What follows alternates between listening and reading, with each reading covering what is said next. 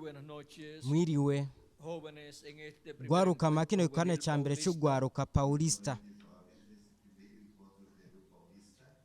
El misterio de la cosecha ibanga en el ry'isarura último día, ku munsi w'iherezo o sea, en el día ni ukuvuga postrero. ngo ku munsi wa nyuma Para mí es una bendición muy kuri grande jewe ni umugisha ukomeye cyane estar con ustedes kuba ndi kumwe namwe para darles testimonio en kugira ngo esta noche ndabashingire intahe mwa rino joro del misterio de y'ibanga la obra maestra de ry'igikorwa Dios, nyamukuru c'imana para lo cual arico gituma nifuza gusoma la carta a los Efesios, mu cete capítulo c'abanyefeso 4, igice ca kane versos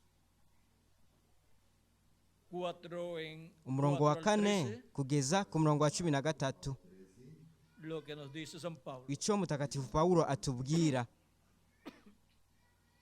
Dice así: haravuga uku un cuerpo y un espíritu, hariho umubiri umwe na mpwemu umwe como fuisteis también llamados en una misma esperanza nk'uko kandi de vuestra mwahamagariwe vocación, ikizigiro kimwe cy'ihamagarwa ryanyu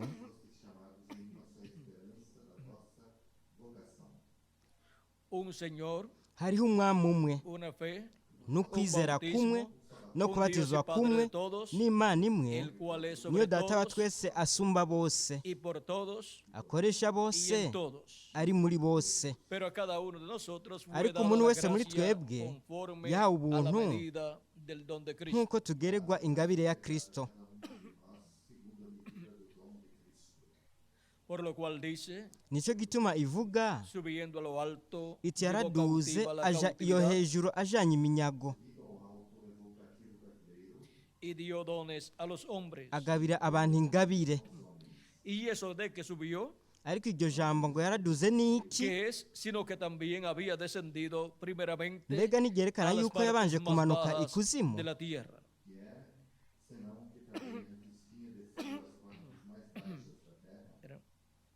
munyihanganire El que descendió es el mismo que también subió por encima de todos uwo los cielos yamanutse niwe para yaduze llenarlo todo. aja hejuru y'amajuru yose kugira ngo anengesere vyose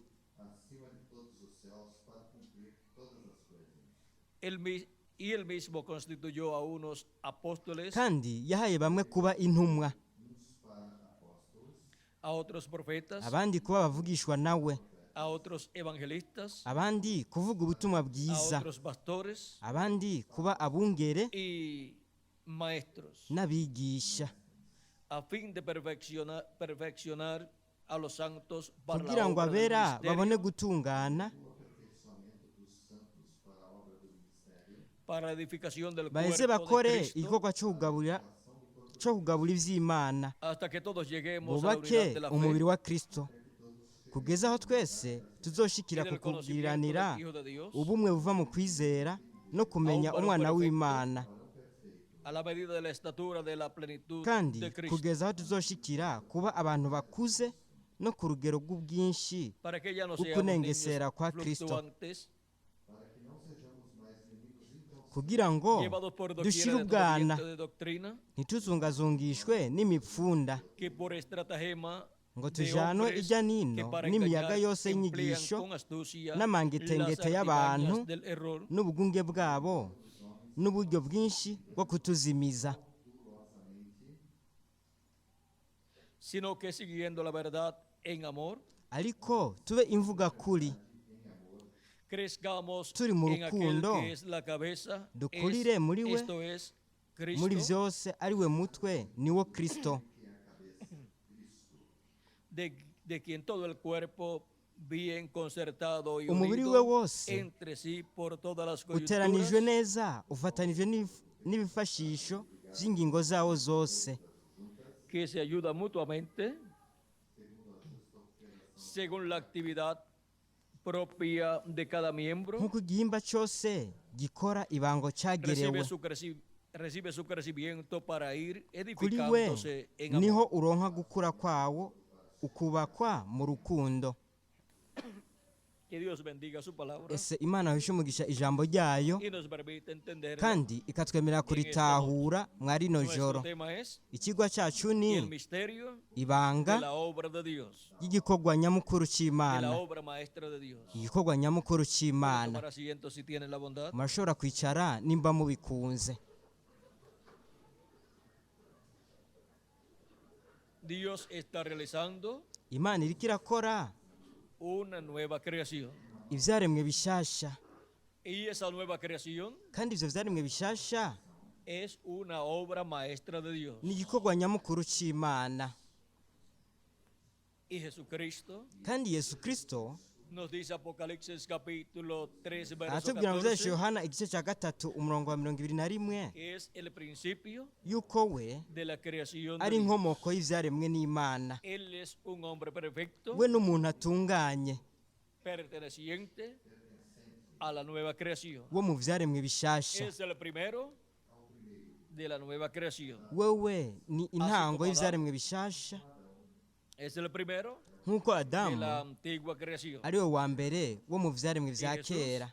Yesu nawe Es el segundo Adán, ni Adamu wa kabiri, porque es el primero kuko de la nueva creación. niwe wa mbere mu vyaremwe Y bishasha. así como en Adán todos mueren, Kandi nk'uko muri Adamu bose en bapfa, Jesucristo muri Yesu Kristo todos son nawe vivificados. bose barahabwa ubuzima. Y así como en Adán Kandi nk'uko muri Adamu todos vienen bose en una condición baza imperfecta, bari mu mibereho idatunganye, con un cuerpo bafise físico, umubiri ufadika, mortal, ufa, corruptible y temporal, ubora kandi w'agahe lo gato, cual ari wo señala que no es un cuerpo perfecto. werekanwa yuko ari umubiri udatunganye, kuko umubiri utunganye ubaho Por toda la eternidad. ibihe bidashira. Y Kandi el ser humano también viene ikiremwa con muntu un espíritu del mundo. kiza gifise impwemu yo que lo mu isi, inclina hacia el ariyo igicinyiza gukora icyaha. Es el espíritu que recibe cuando nace por Iyo medio niyo de su mpwemu mamá aquí en la aronka tierra. igihe avukiye ngaha ku isi biciye muri mama wiwe. Por lo tanto, no es un espíritu perfecto. Nicyo gituma rero atari impwemu itunganye, Pero encontramos ariko un hombre perfecto, turabona que umuntu es el principio atunganye de la creación de ari Dios. we ari inkomoko de esa y'ivyaremwe nueva n'Imana. Ivyo Y su vyaremwe nombre bishasha, es nuestro kandi Señor izina Jesucristo. ryiwe ni umwami wacu Él Yesu es el Kristo. hombre perfecto We niwe muntu de la atunganye nueva creación wo mu vyaremwe bishasha, y kandi Él es la obra maestra de niwe Dios gikorwa nyamukuru c'Imana como individuo. nk'umuntu. Y conforme a esa obra maestra Kandi nkuko bihwanye n'ico gikorwa nyamukuru de la cual Dios habló arico Imana en yavuze el monte de la transfiguración, ku musozi wo guhindurirwako cuando lo adoptó allí, igihe yamuragira ngaho mu dijo, mwuzuro, este yaravuze es mi ati, hijo amado, uyu ni umwana wanje en el nkunda cual tengo contentamiento, akampimbara. o sea, Ni complacencia ukuvuga a él. Oye. anezerwa Vean uwo Imana ustedes inezererwa. que la adopción Murabona rero yuko ukuragwa mwuzuro es para las personas ari uko abantu de la nueva creación. bo mu vyaremwe bishasha. Jesucristo, Yesu Kristo el primero de esa nueva creación, niwe wa mbere muri ivyo en el vyaremwe monte de la bishasha. transfiguración, Ku musozi wo fue guhindurirwako adoptado. yararazwe mu Y mwuzuro, para el día postrero kandi ku munsi w'iherezo serán adoptados azo- millones de hazoragwa seres humanos amamiliyoni y'ibiremwa abantu como individuos, nk'abantu, como hijos e hijas de Dios. nk'abana b'abahungu n'abakobwa b'Imana. Kandi nk'uko Fue Kristo transfigurado, yahinduwe cambiado, agahinduka los escogidos del abatoranijwe día postrero, bo ku munsi w'iherezo juntamente con los escogidos bari kumwe de las edades n'abera bo pasadas, n'abera serán bagiye transformados bazohindurwa, y tendremos kandi la nueva vestidura. tuzogira umwambaro Y como mushasha, individuos kandi nk'abantu tendremos la plenitud de Dios tuzogira umwuzuro manifestada en w'Imana nosotros ugaragariye muri en twebwe el nuevo cuerpo. mu mubiri Y así mushasha. seremos personas Nuko perfectas. rero tuzoba abantu Así batunganye, La obra maestra gutyo de rero Dios tuzoba como igikorwa individuos. nyamukuru c'Imana ahora, nk'abantu. Vean ustedes Rero que la meta de nimwitegereze Dios y la ihangiro meta ry'Imana nuestra ndetse es n'ihangiro ryacu llegar a esa perfección. ni ugushika kuko Al llegar a esa gutungana. perfección, Mu gushika kuko teniendo gutungana un cuerpo perfecto, dufise umubiri tendremos utunganye, un cuerpo eterno tuzogira que es umubiri el nuevo uhoraho cuerpo ari wo que mubiri Cristo ha mushasha prometido wo Kristo para cada uno de ustedes yasezeraniye umwe y wese para muri mí también. mwebwe ndetse y para los que han aranawunsezeranira. partido en las edades Abagiye pasadas, nabo los ndetse cuales n'uwabagiye tienen la promesa de bo Cristo muri kahise, de ser resucitados kandi isezerano en el bafise día postrero, ni uko bazozuka ku munsi w'iherezo, para ser todos kugira ngo twese la obra perfecta de Dios como tube igikorwa individuos, gitunganye c'Imana nk'abantu. y todas esas personas Kandi abo bantu bose son los miembros del cuerpo místico de ni Cristo, abagize umubiri w'ibanga wa Kristo, que en el día postrero aribo ku munsi llegarán a la w'iherezo perfección, bazoshika mu gutungana mu mwuzuro serán a imagen y semejanza bazogira ishusho de n'akameremere Jesucristo nuestro Salvador, za yesu kirisito el varón umukiza perfecto, wacu el principio de umugabo la creación de atunganye Dios. Y conforme inkomoko y'ibyaremwe que es el kandi principio uko de la bihwanye n'uwo creación de muntu Dios, atunganye será la ari we continuación ntango y'ibyaremwe de n'imana la creación de Dios, azoba ari que son ukubandanya los miembros kw'ibyaremwe del cuerpo n'imana místico de Cristo, ari como umubiri w'ibanga individuos. w'abizera y en la misma forma kirisito nk'abantu la iglesia del Señor Jesucristo, kandi muri ubwo como buryo cuerpo bumwe nk'uko místico de yesu kirisito creyentes, nk'umubiri w'ibanga w'abizera como iglesia, nk'ishengero en el día postrero, ku munsi w'iherezo llega a la perfección rizoshika mu como gutungana iglesia. nk'ishengero Porque será una iglesia kuko que en el día postrero, rizoba ari ishengero ryo ku munsi Llegará w'iherezo a la edad del rizoshika lugar santísimo, mu gihe donde cy'ikibanza cy'ahera la plenitud ikibanza cy'ahera de cyane Jesucristo en el Espíritu Santo, ahari umwuzuro wa yesu kirisito muri muhemu yera manifestada en medio de su iglesia, ugaragariye mu en ishengero la edad de la ryiwe piedra angular. mu gihe cy'ibuye rikomeza Todo imfuruka comienza con las primicias del Espíritu byose bitangura n'umushuzo hasta wa llegar muhemu a la plenitud kugeza del Espíritu de Dios. hageze mu mwuzuro wa muhemu w'imana La iglesia del Señor Jesucristo, ishengero ry'umwami yesu kirisito para llegar a su perfección, kugira rishike mu gutungana que es la kwaryo meta divina, ari ryo hangiro ry'imana se requiere hakenewe que pase por las 7 edades de la yuko iglesia rica mu gentil, bihe ndwi by'ishengero por las cuales ry'abanyamahanga ya ha pasado, ari byo byamaze tuvo sus kurengana mensajeros, ibyo bihe en byaragize cada intumwa muri tuvo el buri mensaje gihe de cada edad, baragize y tuvo ubutumwa la bwa gente buri de cada gihe edad. ndetse O sea, baragize los miembros de ese n'abantu ba cuerpo buri místico de gihe creyentes, ni ukuvuga de cada abagize umubiri w'ibanga etapa o w'abizera edad wa buri de gihe la iglesia cyane del Señor, igihe de las cy'ishengero 7 edades de la iglesia ry'umwami gentil. mu bihe ndwi by'ishengero Pero en ninguna de ry'abanyamahanga esas edades, ariko la iglesia nta gihe na llegó kimwe muri ibyo bihe a la perfección. aho ishengero ryageze En mu ninguna de esas gutungana edades, kandi la iglesia nta gihe fue na kimwe muri ibyo bihe la obra maestra de Dios, kigeze kiba ya igikorwa concluida. nyamukuru cy'imana porque la iglesia gisozerewe del Señor Jesucristo kuko ishengero ry'umwami yesu es kirisito un templo espiritual, ni ingoro mu y buryo el bw'impwemu templo espiritual del Señor Jesucristo, ingoro mu buryo para bw'impwemu morada ya de yesu Dios, kirisito en Espíritu Santo, kugira ngo imana primero, ihabe muri mpwemu yera en las primicias, ubwa mbere mu y buryo después bw'umushuzo en toda su mu plenitud. nyuma ihabe mu mwuzuro Ahora, wayo wose Así como Jesucristo fue rero nk'uko yesu la kirisito obra maestra de Dios, yabaye igikorwa nyamukuru y para cy'imana su adopción ndetse no mu kuragwa fue al kwiwe monte de la transfiguración, yagiye ku musozi wo guhindurirwako y allí, kandi aho en la visión del monte de la mu transfiguración, iyerekwa ryo ku musozi wo guhindurirwako fue visto el reino de Dios viniendo, harabonetse ubwami bw'imana con poder y bugaragaye y fue buje visto el Hijo n'ububasha del Hombre, n'ubwiza ndetse transfigurado haranabonetse delante de sus discípulos, umwana w'umuntu Pedro, yahindukiye Jacobo y Juan, imbere y'abigishwa biwe yakobo y fue visto allí yohana ndetse na yakobo Moisés y Elías. kandi ngaho Para harabonetse la adopción mose de Jesucristo, kubwo kuragwa el Hijo de Dios, kwa yesu y el varón kirisito perfecto. umwana Vean w'imana ustedes, fue umugabo necesaria la atunganye presencia murabona yuko de Moisés byabaye ngombwa y ko Elías hagaragara mose na para eliya poder tener la manifestación kugira ngo hashobore de kuba Dios hablando ukugaragara e kw'imana identificando iriko iravuga a su obra perfecta, ndetse yerekana el igikorwa varón cyayo perfecto nyamukuru Jesucristo, umuntu atunganye yesu y kirisito decir, el Padre nubwo gutyo Celestial, data wo mu ijuru este akavuga es mi ati Hijo amado, ati uyu ni en umwana el wanje cual nkunda tengo complacencia. akampimbara A él, hoy, ati nimumwumve luego de eso, hanyuma y'ivyo encontramos que turabona llevó a cabo su obra de redención en la yuko cruz del yakoze igikorwa Calvario, cy'ubucunguzi ku musaraba i karuvariyo y luego mu nyuma resucitó yarazutse y ascendió al cielo aduga mu y se ijuru sentó a la diestra de Dios yicara iburyo bw'imana y recibió kandi un nuevo nombre. yaronse izina rishasha Y desde el trono de Dios, kandi ari ku ntebe y'imana desde el lugar de intercesión, mu kibanza cyo ha kuvuganira estado abantu haciendo intercesión yakomeje ko ariko por todos los que aravuganira tienen sus abantu nombres escritos abafise amazina en el yabo libro de la vida del Cordero. yanditswe mu gitabo Y la cy'ubugingo obra de cy'umwagazi redención w'intama de Dios, kandi la ha igikorwa llevado a cy'ubucunguzi cabo cy'imana la obra perfecta de Dios cyarakoze nuestro amado igikorwa Señor gitunganye y la intercesión ico yesu kirisito yaragikoze por todos los escogidos de Dios akora igikorwa cyo kuvuganira abantu la ha estado llevando a cabo abana nuestro b'imana Señor Jesucristo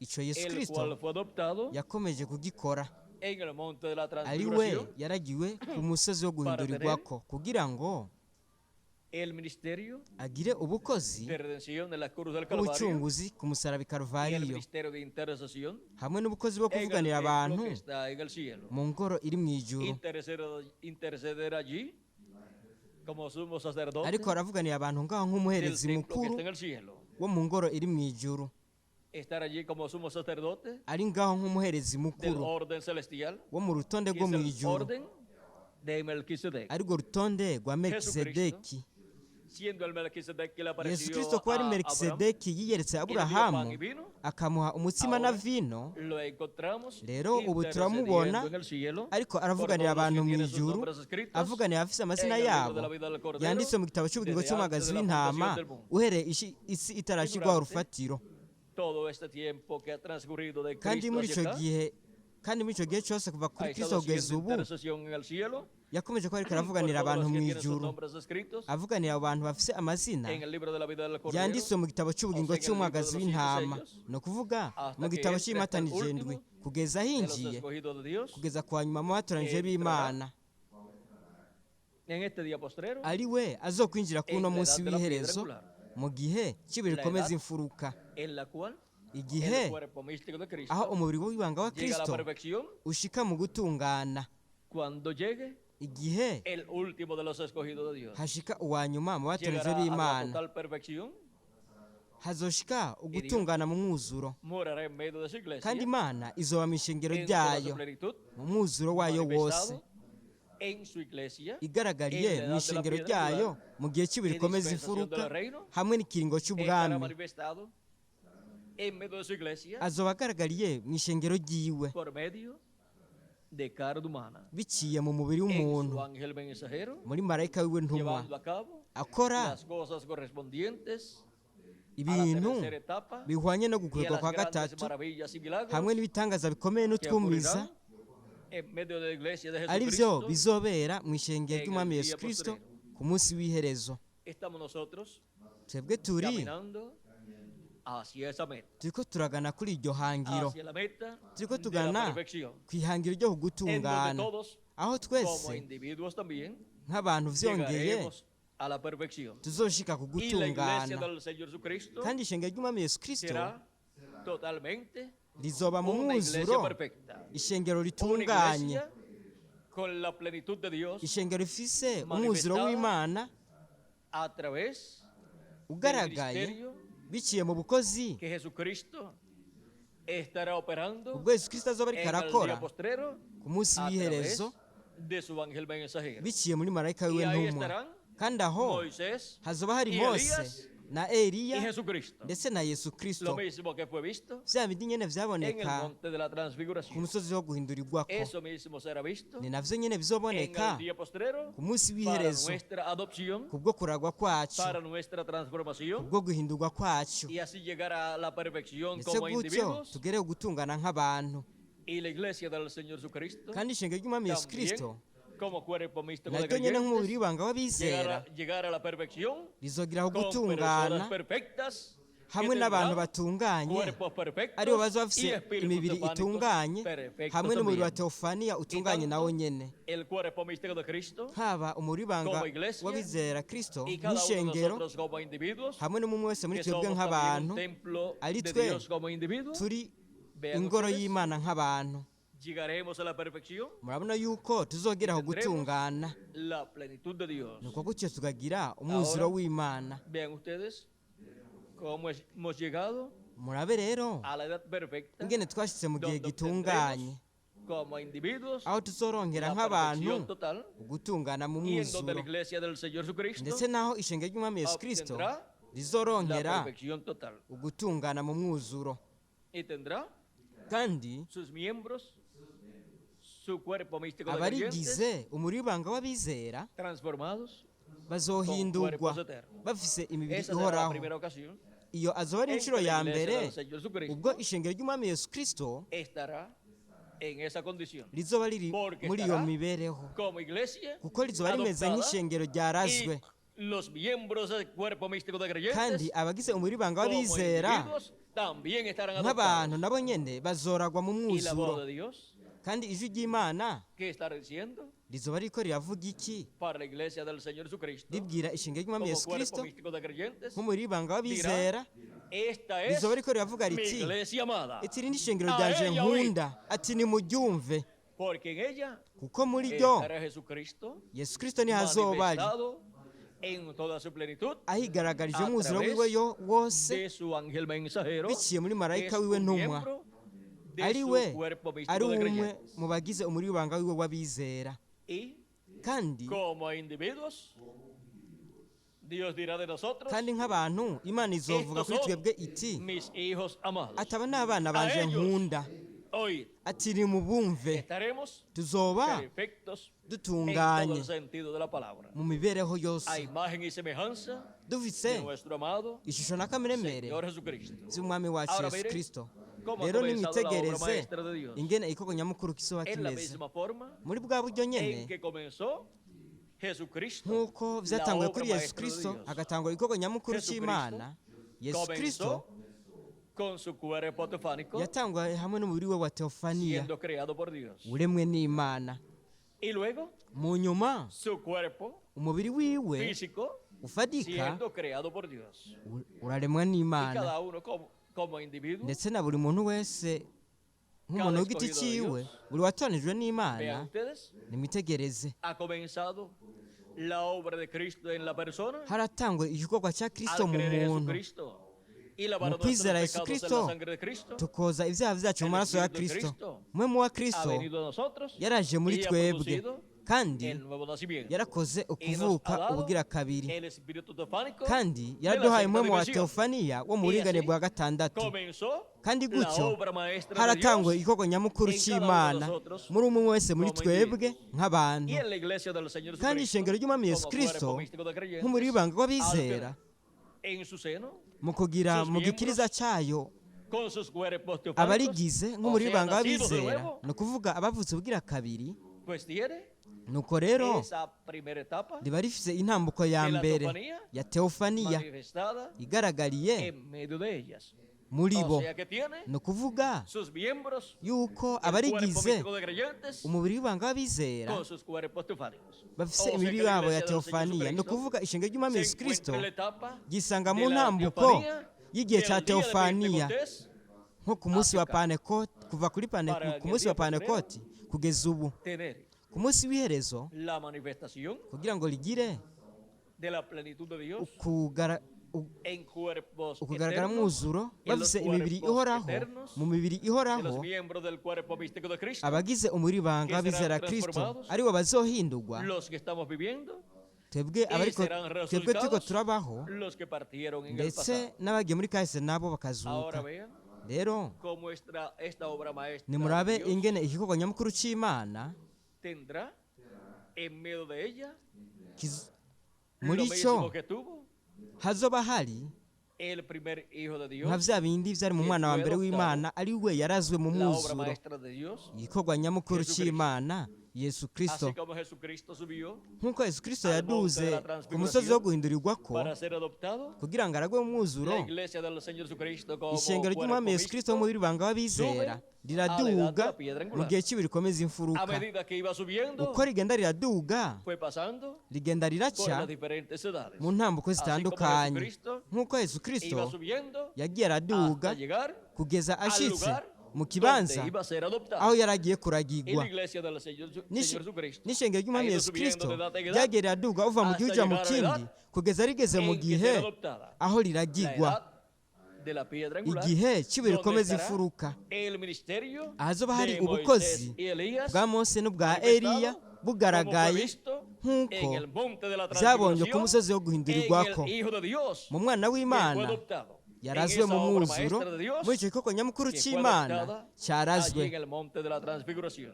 ku musozi Ahora wo vean, guhindurirwako ¿para qué? rero Jesucristo turashobora kubona nos ha igituma dicho, yesu kirisito "Sube yatubwiye acá, ati y yo nimuduge te hano mostraré las nkwereke cosas que han de ibikwiye suceder kuzobaho Después de esto, hanyuma y'ibi en el monte de la transfiguración, ku musozi wo guhindurirwa estaba ko siendo visto hariko el haraboneka reino de Dios viniendo en ubwami poder bw'imana y buze el Hijo del Hombre mu bubasha n'ubwiza kandi umwana w'imana Y aje también ngaho mu bwami bwiwe estaba siendo visto kandi ubwami los ángeles del bwarabonetse Hijo del Hombre, ndetse que son hanaboneka Moisés abamarayika y Elías. b'umwana w'umuntu ari bo Esto mose na mismo es eliya lo que tiene que ver ivyo nivyo la iglesia del Señor ishenga Jesucristo ry'umwami yesu kristo en ritegerezwa el kubona tiempo para su adopción. mu gihe cyo kuragwa kwaryo ubwa mbere Tiene que ver ritegerezwa y kubona escuchar ndetse no a kumva Moisés y Elías, mose na eliya como Jesucristo nk'uko yesu kristo estuvo allí en el monte de la ari transfiguración hariya ku musozi wo guhindurirwa con ko Moisés y Elías, ari kumwe y na mose na estuvo eliya escuchando byabaye ngombwa a ko Moisés yumviriza y Elías mose na que eliya hablaban con él ari bo bariko bavugana nawe con relación ibijanye a la partida de Jesús no kugenda kwa a yesu Jerusalén aja i para llevar a yerusalemu cabo kugira ngo la akore obra de redención igikorwa allá cy'ubucunguzi en la cruz del Calvario. hariya ku musaraba Ahora karuvariyo podemos ver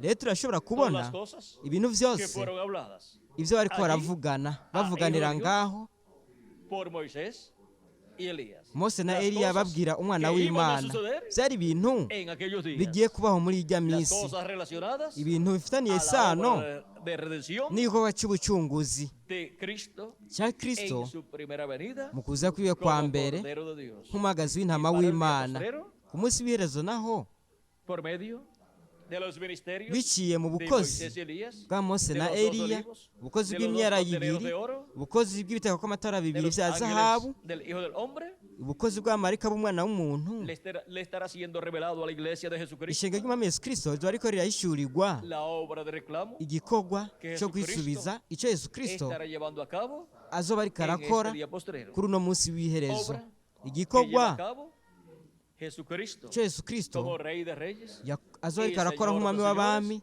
n'uganza en medio de su abaganza iglesia, ari hagati mu ishengero ryiwe para reclamar kugira ngo cada yisubize escogido de Dios buri watoranijwe que tiene su n'imana nombre escrito afise izina ryiwe ¿dónde? ryanditswe En el hehe libro de la vida del mu gitabo Cordero, cy'ubugingo cy'umwagazi desde antes de la w'intama fundación del uhereye isi itarashigwaho urufatiro Vean ustedes murabona que toda persona ko buri muntu que wese esté esperando arindiriye su transformación guhindurwa kwiwe y la resurrección de los muertos hamwe en n'umuzuko Cristo, w'abapfuye bizeye kristo primeramente ubwa mbere tiene que ver ategerezwa kubona a Moisés y Elías. mose na Tiene que eliya ver ategerezwa a los dos kubona olivos. imyera Tiene y'ibiri que ver a Moisés por ategerezwa segunda kubona vez mose mu nshuro igira y tiene kabiri que ver a Elías ndetse na por eliya quinta ocasión, mu nshuro igira porque gatanu son los ángeles kuko abo n'abamarayika en la venida del Hijo del Hombre bo mu kuza k'umwana que vienen w'umuntu con la gran voz de trompeta, baje bafise ijwi con rirenga el ry'inzamba hamwe de la gran n'ubutumwa voz de trompeta bw'ijwi rirenga del ry'inzamba evangelio del reino, bw'inkuru nziza revelando y'ubwami el misterio bahishura de la ibanga venida del Hijo del ry'ukuza Hombre k'umwana con sus w'umuntu ángeles. ari kumwe n'abamarayika Y todo esto biwe es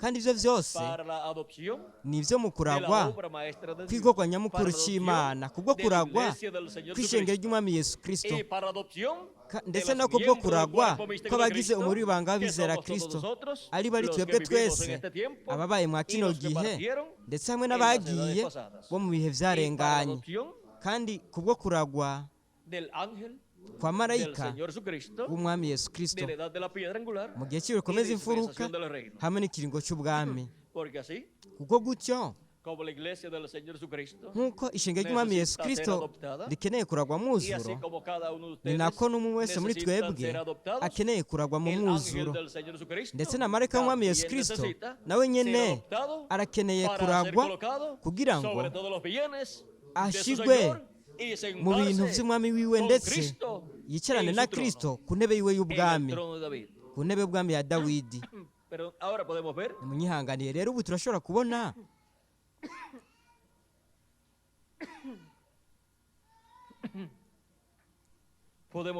turashobora todo este kubona programa divino umugambi w'imana wose correspondiente uhwanye a la obra maestra de Dios n'igikorwa nyamukuru cy'imana para la adopción de la obra kubwo maestra de kuragwa Dios kw'igikorwa nyamukuru cy'imana como iglesia, nk'ishengero también como individuo. ndetse nk'ishengero ndetse nk'abantu ku giti cyabo Vemos que la obra maestra de rero Dios turabonye yuko igikorwa Yesu nyamukuru Kristo cy'imana yesu que kristo byabaye ngombwa yuko al aduga al monte llamado ku de la musozi transfiguración. umusozi witwa umusozi wo guhindurirwako Monte Tabor fue Miguel. ni umusozi tabora kamigere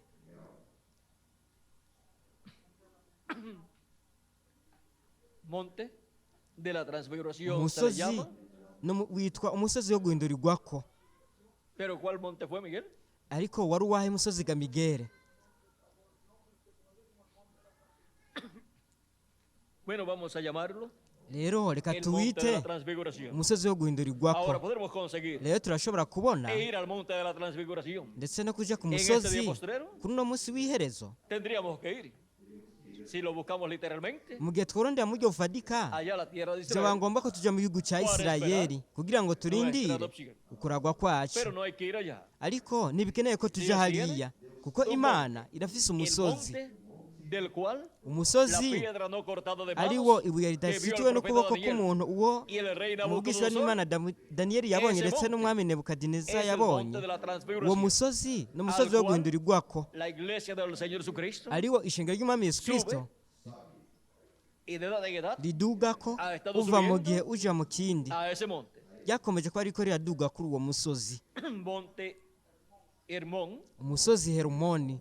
Y ahora Nuko no rero necesitamos ir allá. ntibikeneye ko tuja Hay hariya, un monte. hariho umusozi, El monte de Dios. umusozi La w'Imana, iglesia del Señor Jesucristo. ishengero ry'umwami Yesu Ese es Kristo el monte santo de niwo Dios. musozi wera w'Imana, Compuesto ugizwe por redimidos. de n'abacunguwe Jesucristo. na Yesu Kristo. Y ahora Rero la iglesia del Señor Jesucristo. ishengero ry'umwami Yesu Kristo Representada en un monte. rishushanije Porque un umusozi monte representa kuko un umusozi reino, ushushanya y la iglesia de ubwami, Jesucristo kandi ishengero es rya el Yesu reino Kristo de naryo Dios. ni ubwami Y ahora bw'Imana. encontramos Rero que la iglesia del Señor turabona Jesucristo, yuko ishengero ry'umwami de Yesu etapa en Kristo etapa, uva mu ntambo ha kuja ido mu yindi subiendo ryakomeje kugenda en ese riraduga kuri uwo en la musozi, iglesia mu ishengero cuerpo místico de Jesucristo. umubiri w'ibanga Los de la wa primera Kristo, aho mu gihe cya mbere A la primera etapa. baduze mu gihe cya mbere, Pero no fue la adopción. ariko nta kuragwa esa kwahabaye primera muri icyo gihe cya Los de mbere, la segunda edad aho mu gihe cya kabiri subieron a la segunda etapa. baraduze mu Pero en ntambuko esa ya segunda kabiri, etapa ariko muri iyo no ntambuko se ya llevó a kabiri cabo ntihabaye la adopción de la iglesia de kuragwa Jesucristo kw'ishengero rya y Yesu de los Kristo miembros ndetse del n'abagize cuerpo místico de Cristo umubiri como banga individuos. wa Kristo Los de nk'abantu, la tercera edad aho mu gihe cya subieron a la gatatu tercera etapa, baduze mu pero gihe en esa ntambuko ya tercera gatatu, etapa kuko iyo ntambuko ya tampoco gatatu ocurrió ndetse no muri iyo la ntambuko ya adopción de los hijos gatatu de Dios. ntihabaye ukuragwa kw'abana b'Imana. Los de la cuarta etapa subieron a la Aho cuarta mu gihe etapa, los de la cya quinta kane etapa baduze mu subieron gihe a cya la quinta kane, etapa, aho mu gihe cya los de gatanu la baduze mu sexta gihe cya etapa a la gatanu, sexta etapa, aho mu cya los de la gatandatu séptima etapa a la baduze mu séptima ntambuko ya etapa. gatandatu, aho mu yindwi baraduze Cada mu una de ntambuko esas y'indwi. etapas Buri se umwe yose muri iyo cumplió ntambuko en diferentes territorios. yashikirijwe muri gace, La primera en Asia Menor, ya la mbere segunda, muri tercera, Aziya, ya cuarta, kabiri, quinta ya y mbere, ya sexta kabiri, ya gatatu, ya gatanu Europa, n'iya la gatandatu séptima en muri Norteamérica, muri Erope, pero en ninguna mu de esas Burayi. etapas Iyi se ndwi cumplió yashikirijwe muri la Amerika adopción ya de los ruguru, hijos e ariko hijas de Dios nta como ntambuko individuos, n'imwe muri izo ni de la ahabereye iglesia del ukuragwa Señor Jesucristo. kw'abana b'Imana Como ndetse cuerpo no muri místico de banga wa creyentes. Kristo. Y ahora, Rero los escogidos de Dios abatoranijwe b'Imana han subido a la parte baraduze más alta del mu monte gice de cyo Dios, hejuru cyane a la cy'umusozi parte más alta w'Imana, de la iglesia del mu Señor gice cyo Jesucristo. hejuru cy'ishengero Miren rya ustedes, Yesu Kristo. Jesucristo Nimwitegereze, subió al monte de la Yesu transfiguración. Kristo Pero yaraduze ku cuando iba musozi wo subiendo guhindurirwako, ariko igihe no ariko fue araduga adoptado, sino cuando ntiyarazi uwo llegó mwuzuro, al lugar ariko igihe ashika mu donde iba a kibanza ser aho adoptado. yaragiye kuragirwa, Y así la iglesia del Señor uko niko Jesucristo n'ishengero ry'umwami Yesu y Kristo sus miembros hamwe han n'abarigize ido subiendo uko bagiye baraduga en este monte kuri uwo musozi hasta llegar kugeza bashitse al día postrero, ku munsi donde los w'iherezo, escogidos de Dios aho abatoranijwe suben b'Imana a la edad de la piedra baduga mu gihe angular, que cy'ibihe es la bikomeza edad imfuruka, más aricyo alta gihe cyo hejuru del monte de cyane Dios, cy'umusozi de la iglesia w'Imana del Señor Jesucristo. cy'ishengero rya Es la umwami Yesu etapa Kristo. donde Ni los intambuko escogidos de Dios como abatoranijwe individuos b'Imana van a ser nk'abantu adoptados y bazoragirwa tendrán el cuerpo nuevo ndetse bakagira umubiri y el mushasha espíritu teofánico nuevo hamwe n'umubiri wa teofaniya dentro mushasha de ese cuerpo uri nuevo, imbere muri uwo y mubiri ahí estaremos mushasha, kandi aho adoptados como hijos tuzoba e hijas de twarazwe Dios, nk'abana b'abahungu n'abakobwa b'Imana, iguales a nuestro amado Señor Jesucristo. tumeze nk'umwami wacu Yesu Kristo, dufite ishusho n'akameremere nk'iby'umwami wacu Yesu Tendremos Kristo. las primicias, Tuzoba dufise el umushuzo, cuerpo teofánico, umubiri wa y teofaniya, tendremos la kandi plenitud, tuzogira el umwuzuro, cuerpo eterno u- y glorificado umubiri que uhoraho Cristo nos kandi dará uhawe en ubwiza ese día we Yesu postrero. Kristo azoduha ku munsi w'iherezo. Y la iglesia Kandi del Señor ishengero Jesucristo, ry'umwami Yesu Kristo como cuerpo místico de creyentes, nk'umubiri w'ibanga w'abizera estará adoptada rizoragwa en el día postrero. ku munsi Todavía no ha w'iherezo. ocurrido la adopción, Na n'ubu pero estábamos en el ntiharaba proceso ukuragwa, ariko para ser adoptados. turacyari Ya hemos mu llegado ntambuko ubwo dushika al tope ukuragwa. Turamaze del monte gushika de Dios. mu gasongero Hemos k'umusozi llegado a la w'Imana. Para la adopción, Turashyitse mu la edad gihe de la kiberamwo piedra angular, ukuragwa, igihe cy'ibiri la edad komeza imfuruka, en donde aparecerían igihe ubwo hagaragara Mose sin na la aparición Eliya. de Moisés y Elías, Hatabaye kugaragara kwa Mose na Eliya, no hay ntihobaho adopción ukuragwa mu para la nzuro iglesia de Jesucristo kw'ishengero ry'umwami yesu como kristo cuerpo místico de nk'umubiri w'ibanga creyentes, w'abizera ni para los escogidos ndetse de Dios ntihobaho no como kuragwa individuos. nk'abana Miren ustedes, b'imana en nk'abantu las ku giti edades cyabo pasadas no aparecieron nicyo Moisés y gituma Elías. rero mu bihe Algunos dirán, byarenganye hatagaragaye en mose las na épocas eliya estaba Elías. bamwe bavuga bati mu Pero gihe no estaba cy'indwi hari Moisés. eliya ariko mose siho Y yari estaba ari Elías hari en su cuarta eliya manifestación. mu nshuro yiwe igira Y para la kane adopción de la kandi iglesia kuba del kuragwa Señor kw'ishengero ry'umwami Jesucristo yesu kristo y de cada hijo de Dios ndetse como na buri individuo, buri mwana w'imana Tiene que estar nk'umuntu Elias, w'igiti cyiwe hategerezwa pero kuba en hari su quinta eliya manifestación. ariko hari mu nshuro yiwe Y igira tiene que estar gatanu Moisés hategerezwa en kuba hari su mose segunda manifestación. mu nshuro yiwe igira en kabiri ninguna de las edades pasadas kandi nta gihe na kimwe tuvo muri ibyo Elías bihe en bari su bafise quinta eliya manifestación, mu kwigaragaza ni kwiwe a kwa Moisés gatanu en su ndetse na segunda mose manifestación. mu kwigaragaza kwiwe kwa kabiri por lo tanto ku bw'ivyo rero las edades pasadas ibihe no byarenganye fueron las edades ntabwo para byabaye la adopción ibihe de biberamwo los hijos de ukuragwa Dios, kw'abana pero estaban b'imana caminando ariko hacia arriba. bakomeje ko Eso es baduga baja que hejuru cuando ellos regresen nicyo gituma rero esos bo cuerpos nibagaruka eternos bari mu mibiri ihoraho regresarán a la edad de la piedra bazogaruka mu gihe cy'ibihe angular. rikomeza Nos imfuruka aparecerán a nosotros bazotwiyereka en sus cuerpos eternos bari mu mibiri y nosotros ihoraho seremos kandi transformados natwe tuzoca y también duhindurwa estaremos kandi en natwe nuestro byongeye cuerpo eterno tuzoba turi mu mibiri que yacu Cristo ha ihoraho prometido para nosotros. iyo Y kristo así estaremos yadusezeraniye todos adoptados gutyo twese tuzoba twarazwe mu como mwuzuro individuos y como cuerpo nk'abantu místico. ndetse no mu de bw'ibanga Y w'abizera estará Cristo kandi kristo en su iglesia azoba ari mu ishengero en la edad de ryiwe la piedra angular, mu gihe cy'ibihe rikomeza velado y imfuruka revelado yihishije kandi en yihishuriye su iglesia mu ishengero y ryiwe estará kandi en el ministerio correspondiente hazoba hari a su ubukozi iglesia buhwanye n'ishengero por la edad de la ryiwe piedra angular, mu gihe que es el cy'ibikomeza imfuruka ministerio aribwo de bukozi Jesucristo en el bwa Espíritu yesu Santo, kristo muri mwe por medio yera de su ángel mensajero. biciye muri marayika Ese es wiwe el ntumwa ministerio ubwo que n'ubukozi tendrá la iglesia del ubwo Señor ishengero ry'umwami yesu Jesucristo kristo en el rizogira día postrero. ku munsi Y por medio de w'iherezo su ángel mensajero, Jesucristo en el Espíritu Santo yesu kristo muri mwe yera manifestará azoba en el yigaragaje ministerio de Moisés, mu bukozi bwa por segunda mose ocasión, ku nshuro igira el kabiri ministerio de Elías, ubukozi bwa por eliya quinta ku ocasión, nshuro igira y el gatanu ministerio de Jesús, hamwe n'ubukozi bwa por yesu segunda ocasión. ku nshuro igira Ahora kabiri podemos ver rero turashobora todo kubona este proceso divino uko para la kuntu kose adopción ibintu by'imana de la bikorwa obra maestra kubwo de Dios. kuragwa kw'igikorwa nyamukuru Esa obra cy'imana maestra icyo gikorwa nyamukuru que está siendo construida kiriko kirubakwa y ya ha llegado kandi ubu al tope. cyaramaze gushika mu Ha llegado a una gasongero etapa mu gushika mu en ntambuko donde se completará ubwo con el hasozerwa último de los escogidos hamwe n'uwa nyuma mu cuando batoranijwe entre. Y igihe yinjira en cuanto al ministerio, kandi ku bijanye n'ubukozi es el último ministerio ni ubukozi bwa para la nyuma iglesia del Señor Jesucristo. bw'ishengero ry'umwami Y yesu ese es el kristo ministerio que entra kandi ubwo nibwo a la bukozi iglesia del Señor Jesucristo bwinjira mu ishengero ry'umwami en yesu este día kristo postrero. kuri uno munsi Es el w'iherezo ministerio muri ubwo del Espíritu bukozi Santo por medio bwa- de su ángel mensajero. azo ari mwe mu Ministerio yera que biciye muri tendríamos marayika wiwe ntumwa en el día postrero, ubukozi a través buzoba del cual buhari Cristo ku munsi nos daría a w'iherezo conocer ubwo todas biciye estas muri bwo cosas kristo que azoba deben rikatumenyesherezamwo suceder bino bintu pronto. bigiye Ahora kubaho vuba como ya rero la iglesia nimurabe del Señor Jesucristo ingene ubu ishengero tiene ry'umwami ese yesu kristo ministerio rifite ubwo en bukozi medio de ella, hagati muri ryo en donde aho están manifestados hagaragarira los ministerios ubukozi de Moisés bwa por mose segunda ocasión, ku nshuro igira de Elías kabiri por ubwa quinta eliya ocasión, ku nshuro y de igira Jesús por gatanu segunda ocasión. n'ubwa yesu ku nshuro igira Esos kabiri son los ministerios ubwo que n'ubukozi estaban en el monte de la transfiguración, bwari buri ku musozi wo en la venida guhindurirwako del reino de Dios. mu kuza Vean k'ubwami que para la adopción bw'imana de los hijos de Dios murabona yuko se bwo kuragwa requiere kw'abana la b'imana venida del reino de hakenewe Dios ukuza y el k'ubwami hijo del bw'imana hombre hamwe n'umwana viviendo en su w'imana reino. aje mu ¿En dónde bwami viene bwiwe el hijo del hombre? ubwo haza Viene en umwana su reino, w'umuntu en su iglesia. umwana En su w'umuntu iglesia, aza hehe aza mu su ishengero reino, ryiwe mu bwami Viene en bwiwe poder en el día postrero, aje mu porque bubasha ku recibirá munsi w'iherezo todo el kuko poder divino en el día azoronka postrero ububasha con la bwose adopción ku munsi w'iherezo de sus miembros, mu kuragwa de sus escogidos en este día ko postrero. abatoranijwe biwe ku munsi Y así, w'iherezo La iglesia de Jesucristo kandi gutyo ishengero rya llegará a yesu la kristo perfección rizoshika mu y gutungana será adoptada kandi por Dios, rizoragwa y n'imana por eso, kandi nicyo gituma para el glorioso reino milenial, mu nganji y'ubwiza y'imyaka Kristo, igihumbi ya kristo no habrá ntihazobaho religiones paganas amadini ya en este gipagani planeta Tierra. kuri uno mubumbe w'isi Solamente estará Gusa hazoba la hari iglesia del Señor Jesucristo. ishengero ry'umwami yesu kristo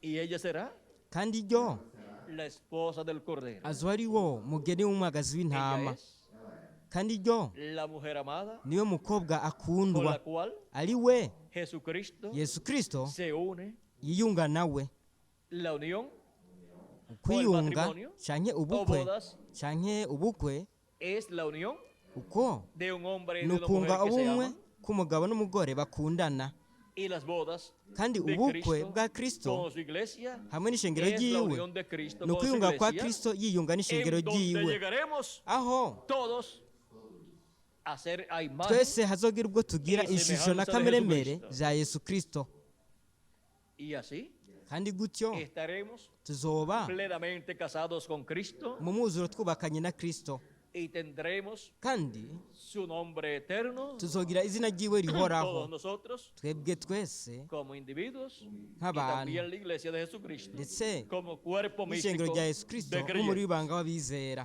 O sea que para el reino milenial ni ukuvuga ko mu nganje y'imyaka igihumbi el nombre nuevo de Jesucristo izina rishasha rya yesu kristo es el que tendrá niryo y por el cual será llamada la iglesia del Señor rizokwitwa Jesucristo. ishengero ry'umwami yesu kristo Ahora podemos ver rero turashobora kubona este misterio iri banga del reino de Dios. ry'ubwami Por bw'imana eso es nicyo gituma que rero también la nueva Jerusalén, yerusalemu nshasha que estará establecida ariyo izokwimikwa después del reino milenial, inyuma y'ingagi o y'ikimpumbi sea, ni ukuvuga después del milenio inyuma y y'ikimpumbi después del juicio final, ndetse n'inyuma y'urubanza rwa nyuma encontramos turabona yuko que por medio de los volcanes biciye mu birunga se formará yuko hazokogwa monte alto. umusozi munini Así como se ha ido umusozi formando muremure nk'uko un monte alto hagiye harakogwa que es la umusozi iglesia del Señor Jesucristo. muremure y'iryo shengero ry'umwami Se yesu formará kristo ese monte alto uwo musozi allá en la tierra de muremure Israel, uzoba en uri el hariya territorio de Jerusalén. yerusalemu mu gihugu cya isirayeli kandi ngaho Vendremos a morar con tuzo- Jesucristo, tuzohabana na todos kristo los hijos e hijas de abana Dios. b'imana b'abahungu bose n'abakobwa b'imana bazohabana na kristo Ese monte alto, kandi uwo musozi muremure con todos los miembros del cuerpo místico de Cristo hamwe los n'abagize santos del muri Nuevo banga wa kristo Testamento hamwe n'abera bo mu isezerano rya y con los kera santos del Antiguo Testamento, hamwe n'abera bo mu isezerano rya kera formará ese monte abo alto bazokora uwo musozi la muremure nueva ciudad, la igisagara ciudad gishasha eterna de Dios. igisagara gihoraho cy'imana Y para ese tiempo kandi muri icyo gihe sí que habrá egome hazobaho la nueva umuji Jerusalén. uhoraho yerusalemu Esa nueva nshasha Jerusalén iyo yerusalemu tendrá un nshasha nuevo nombre, izoba ifite izina el rishasha nombre eterno de Dios. izina rihoraho ry'imana Y ese nombre nuevo kandi iryo zina rishasha es el que tendrá niryo la iglesia del ishengero Señor ry'umwami yesu Jesucristo. kristo rizoba rifise Porque la iglesia del Señor kuko Jesucristo ishengero ry'umwami yesu kristo es representada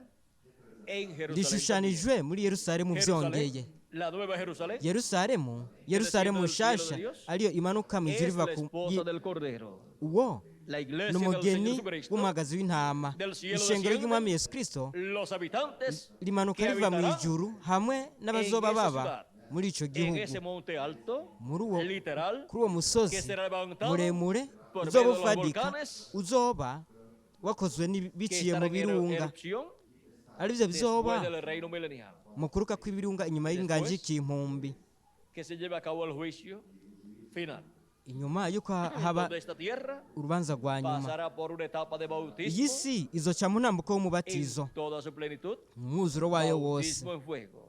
umubatizo w'umuriro Y así kandi la gutyo tierra será transformada. isi izohindurwa transformación. hazobaho Vendrá guhindurwa para la tierra, guhindurwa así como para kuzoza ku nosotros, isi nk'uko kuri como twebwe individuos, nk'abantu viene una transformación. haje uguhindurwa Esa transformación uko que guhindurwa hemos de recibir ubwo para tugiye recibir el nuevo kwakira cuerpo, mu kwakira umubiri no son las mushasha primicias. atari Es la umushuzo plenitud. ahubwo ni Las umwuzuro primicias es cuando umushuzo creemos en ni Cristo, igihe twizera kristo lavamos nuestros pecados en la tukoza sangre de Cristo ibyaha byacu mu y maraso ya recibimos kristo su Espíritu Santo. tukaronka mpwemu Esas wiwe son las yera primicias. uwo Y la wari plenitud umushuzo es umwuzuro nawo la transformación de ni nuestros uguhindurwa cuerpos. kw'imibiri Ahí yacu recibimos la plenitud.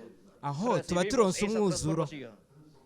aho Y tuba la turonse tierra uguhindurwa recibirá kandi isi la plenitud de Dios izoronka umwuzuro w'imana durante ese tiempo muri icyo gihe de fuego por el cual muri icyo pasará gihe el planeta cy'umuriro Tierra. icyo isi izocamwo Las primicias rero azoba ari tendrá umushuzo uwo el planeta uwo Tierra isi izogira del bautismo en fuego mu kubatizwa en mu el fuego muriro de la gran tribulación. azoba ari umuriro Eso es w'akababaro solamente las gakomeye primicias. ubwo gusa La plenitud n'umushuzo después vendrá, umwuzuro uraza después del hanyuma reino milenial. inyuma y'inganji después del juicio y'ikihumbi final. ndetse n'inyuma y'urubanza rwa nyuma Ahora podemos ver rero turashobora kubona que tanto Jesucristo ko yaba yesu kirisito como el cuerpo místico de Cristo nk'umuri banga Es abizera su iglesia. kirisito ariryo shengero y ryiwe como cada uno de nosotros como ndetse n'umwe individuos wese muri twebwe y nk'abantu también el planeta Tierra, ndetse n'umubumbe w'isi todos twese pasan por el mismo proceso duca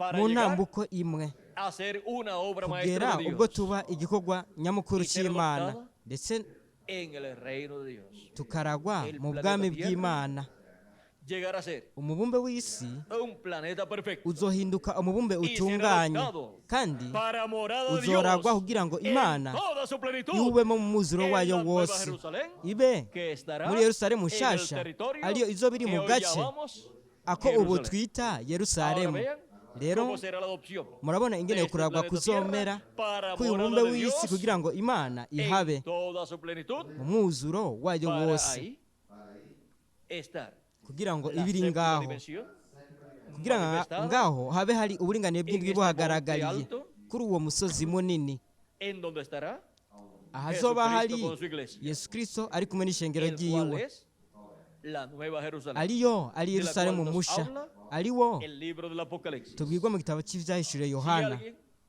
podrá hablarnos mucho nimba hariho acerca de uwashobora este kutubwira monte byinshi ku bijyanye n'uwo musozi y cómo serán estas cosas, ndetse n'ukuntu ibyo bintu bizaba bimeze será el que le reveló uwo a Juan azoba ari wa wundi yabishurira yohana esta ciudad akamubwira Y las icyo cosas que gisagara estaban en hamwe esa n'ibintu ciudad. bizoba biri muri icyo gisagara cuando la iglesia consiga igihe ishengero rizobona a ese ángel uwo que le mumarayika reveló Juan wahishuriye todas yohana estas cosas ibi bintu de byose esta gran ciudad by'iki y de sus gisagara habitantes, kinini hamwe n'abahaba la iglesia ishengero podrá tener rizoshobora mayor luz kugira umucyo ukomeye uhambaye acerca de estas cosas ku que deben bijyanye n'ibi suceder bintu luego del reino bigiye milenial kubaho inyuma y'inganji y'ikimpumbi y podrá entender kandi tuzoshobora Muchas gutahura cosas ibintu byinshi que no han podido ser entendidas ibitigeze en bitahurwa edades y mu dispensaciones bihe ndetse pasadas. n'ibiringo Todo byarenganye lo que estará en esa ciudad Ah. estará representando ibizoba biri muri icyo gisagara algo del bizoba biriko cuerpo místico de birashushanya Cristo. ikintu runaka mu muri banga wa kirisito ushyizemo En el cuerpo místico no mu muri banga wa a kirisito Jesucristo, yesu que es la kirisito cabeza. ari we mutwe sea, ni ukuvuga Que algunas cosas yuko ibintu bimwe representarán bimwe a los apóstoles byarashushanije del Señor mu Jesucristo, ntumwa z'umwami yesu kirisito como los muros o nk'impome el muro cyangwa con impome los 12 fundamentos. hamwe Las puertas n'amatanguriro 12 tendrán los 12 nombres de los imiryango patriarcas. 12 izoba ifise Porque amazina pertenecen y'abana a los 12 santos del ba Antiguo yakobo Testamento. abera mu isezerano rya kera Y ahora rero encontramos que cada obra encontrada en turabona esa ko buri ciudad gikorwa kizoba kiri muri icyo gisagara será tipo y figura cyarashushanijwe de los escogidos de Dios. mu de las batoranije diferentes b'imana etapas. bo mu ntambuko zitandukanye Y allí estará kandi aho cada ángel mensajero de cada edad hazoba hari buri mumarayika buri gihe representado ashushanijwe en algo mu kintu runaka de esa ciudad. cyo muri icyo gisagara Así como en el templo nk'uko ingoro que construyó Moisés mose y yubatse construyó Salomón. ndetse n'iyo salomo yubatse Miren ustedes, los Nimwitegereze. 7 ángeles mensajeros abamarayika n'umwandwi estaban representados en la barashushanyirijwe mecha que estaba mu sumergida ntambi en la lámpara zari ziri mu con matara aceite. arimo ¿De qué amavuta era el aceite que tenía cada nayahe lámpara?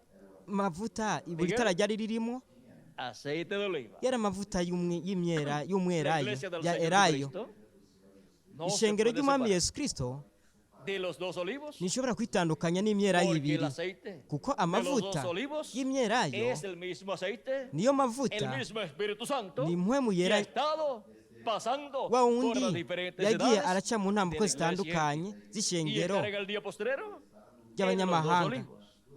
Ahora podemos ver rero que las 2 lámparas turashobora kubona yuko amatara que abiri estarán alumbrando ariko araka tendrán aceite, aho hazoba el harimo aceite del amavuta Espíritu Santo, amavuta ya mpwemu que es el yera aceite ariyo de mavuta oliva ya de, erayo de las 2 olivas y'imyelayo ibiri que en el día postrero ariyo ku munsi estará w'iherezo en medio aribo ku de la munsi iglesia de w'iherezo Jesucristo. bazaba bari hagati mu ishengero ry'umwami yesu Por kirisito eso nicyo el gituma ángel marayika que viene con el sello del Dios vivo. aje afise Vean ikidometso ustedes, c'imana viene con el nzima Espíritu Santo. murabona aje O afise sea que mpwemu viene yera con el aceite de qué? aje afise De amavuta oliva, y'iki que es el amavuta ya Espíritu elayo Santo. ari yari mpwemu Viene yera con el ángel del pacto, aje que ari es kumwe na marayika w'isezerano Jesucristo ari we ari yesu en el kristo Espíritu Santo, muri mpwemu en su yera cuerpo teofánico, mu mubiri we wa teofaniya manifestado por medio de carne humana, agaragaye biciye mu mubiri en medio de su w'umuntu iglesia, biciye mu ishengero para llamar y ryiwe juntar kugira ngo a ahamagare todos los kandi que serán yegeranye adoptados abazoragwa como individuos nk'abantu en este tiempo final, mwa kino y gihe para cya nyuma completar ndetse el número de los anasozere escogidos de Dios, y igitigiri así ser cy'abatoranijwe completada b'imana gutyo la huzure iglesia del Señor ishengero Jesucristo, ry'umwami yesu y kristo ser una obra maestra nuko ribe en igikorwa este día nyamukuru postrero cy'imana kuri uno para munsi ser w'iherezo adoptada kugira ngo en haragwe el reino de Dios como la iglesia, ubwami que bw'imana reinará con nk'ishengero Cristo. ariryo rizoganzanya na O kristo sea que con Cristo, Ni en ukuvuga, ese reino milenial, muri iyo ngagi y'imyaka no reinará igihumbi ninguna religión pagana. nta rindi dini na rimwe rizoganza rya gipagani Pagana nta dini na rimwe será rya gipagani establecida en ninguna nación rizokwimikwa mu bihugu na kimwe kugira ngo ribe del Estado idini de alguna ry'igihugu nación. na Solamente kimwe la iglesia del gusa Señor Jesucristo azoba ari ishengero ry'umwami será yesu kristo la que reinará con ariryo Cristo, rizoganzanya na kristo la iglesia de Jesucristo, kandi ishengero rya yesu kristo con Jesucristo a su cabeza, yesu kristo ari we ari umutwe establecerá las doctrinas, hazokwigishwa las enseñanzas inyigisho que toda nación tendrá. Las izo enseñanzas siyoni yose izoba ifise espirituales y inyigisho zo mu buryo también bw'impwemu toda enseñanza. ndetse n'inyigisho zose Porque la tierra será llena kuko isi del conocimiento izoba yuzuye de la ukumenya gloria de Jehová, icyubahiro como las cy'uhoraho aguas nk'uko cubren el amazi mar. abugereye Nos mu dice Dios por kiyaga medio del profeta uko niko imana Habacuc, itubwira en biciye el mu bwigisho capítulo n'imana habakuki mu gice 14, cya kabiri y umurongo wa en Isaías 14 capítulo 11, ndetse no muri y verso yesaya 9.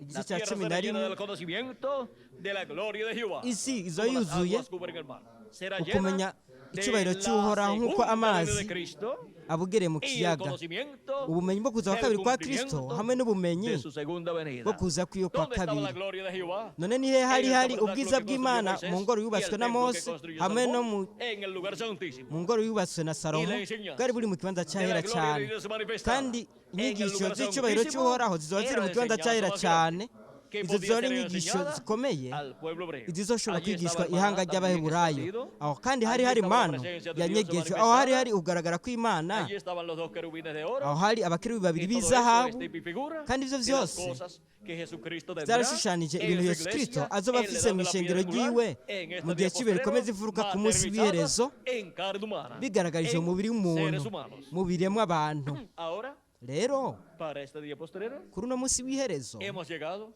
a la edad de twaramaze la piedra gushika angular, mu gihe cy'ibere a la rikomeza edad imfuruka del lugar santísimo, mu kibanza del templo cyahera espiritual de cyane Cristo, h'ingoro donde umwami estarán yesu kristo los dos olivos ahazoba y hari los dos imyera candeleros de ibiri oro hamwe n'ibiterekwa kw'amatara bibiri estará? by'izahabu en el templo espiritual de Cristo, así como estaban bizoba biri en el tabernáculo mu ngoro de ya yesu Moisés kristo nk'uko byari y biri el templo mu que ngoro construyó Salomón, ya mose ndetse no Y mu así ngoro como yubatswe na está na en salomo el templo que está en el cielo. uko niko rero En el bizoba templo del biri no Señor mu ngoro yo mu Jesucristo ijuru no pueden faltar mu ngoro y'umwami yesu kristo nihobura y los dos imyera candeleros de ibiri oro. hamwe n'ibiterekwa No kw'amatara pueden faltar bibiri bya los zahabu dos querubines de oro, nihobura abakerubi y los babiri ba dos zahabu querubines de madera de ndetse olivo n'abakerubi babiri cubiertos de oro, b'ibiti que by'imyelayo son los batwikirije ministerios zahabu de Moisés y Elías. Ubuko- Son ni los ukuvuga ministerios ubukozi bwa mose correspondientes na al día eliya postrero, ni a la edad de la ubukozi piedra angular, buhwanye y n'igihe cy'ibikomeza dispensación del imfuruka reino, hamwe n'ikiringo en la etapa cy'ubwami del lugar mu santísimo, ntambuko del templo espiritual y'ikibanza de cyahera Cristo. cyane Ahora vean el y'ingoro porqué. yo mu buryo bw'impwemu ya yesu Cristo kristo llama nicyo en gituma este día rero postrero a yesu kristo subir aduhamagarira muri kino gihe cy'iherezo donde él está, kudugaho en el we día ari postrero, ku munsi en la edad de la w'iherezo piedra angular. mu Y gihe esto es cy'ibere rikomeza para imfuruka ser adoptados en este ni día ukugira ngo postrero, turagwe kuno para munsi madurar w'iherezo a la estatura kugira ngo de dushike Jesucristo mu y gihagararo ser cya yesu adoptados kristo como hijos turagwe e hijas de Dios. nk'abana b'abahungu Ser n'abakobwa colocados en la b'imana posición dushigwe de hijos mu kibanza e hijas de cy'abana Dios, b'abahungu con n'abakobwa cuerpos b'imana eternos dufise y imibiri con todo lo ihoraho que perdió Adán hamwe y n'ibyo Eva, adamu na eva bose restaurado a todos batakaje nosotros. bitugaruriwe La vida eterna y ubugingo todo el buhoraho poder hamwe que n'ububasha ellos bwose ubwo bo será batakaje restaurado a todos los escogidos de Dios como individuos, bizogarurirwa abana al ser bose adoptados, y a la b'imana iglesia del Señor Jesucristo mu kuragwa hamwe como n'ishengero ry'umwami cuerpo yesu místico kristo de creyentes. nk'umubiri w'ibanga Ahora w'abizera hemos visto rero twabonye el misterio ibanga de la obra maestra de Dios ry'igikorwa nyamukuru y para cy'imana qué ndetse Dios n'igituma está realizando imana iriko irakora la construcción inyubako o creación canke de la ukurema obra maestra. bw'igikorwa Es nyamukuru cy'imana una obra maestra que ni viene igikorwa nyamukuru por creación divina. por medio mu kuremwa de kw'imana creación divina, biciye mu kuremwa kw'imana Jesucristo yesu kristo tendrá en este día postrero azogira kuno una munsi obra w'iherezo maestra, igikorwa una nyamukuru iglesia ishengero coronada con la edad de la piedra angular y risozerejwe con el igihe cy'ibihe rikomeza ministerio imfuruka hamwe de la edad de la n'ubukozi piedra angular.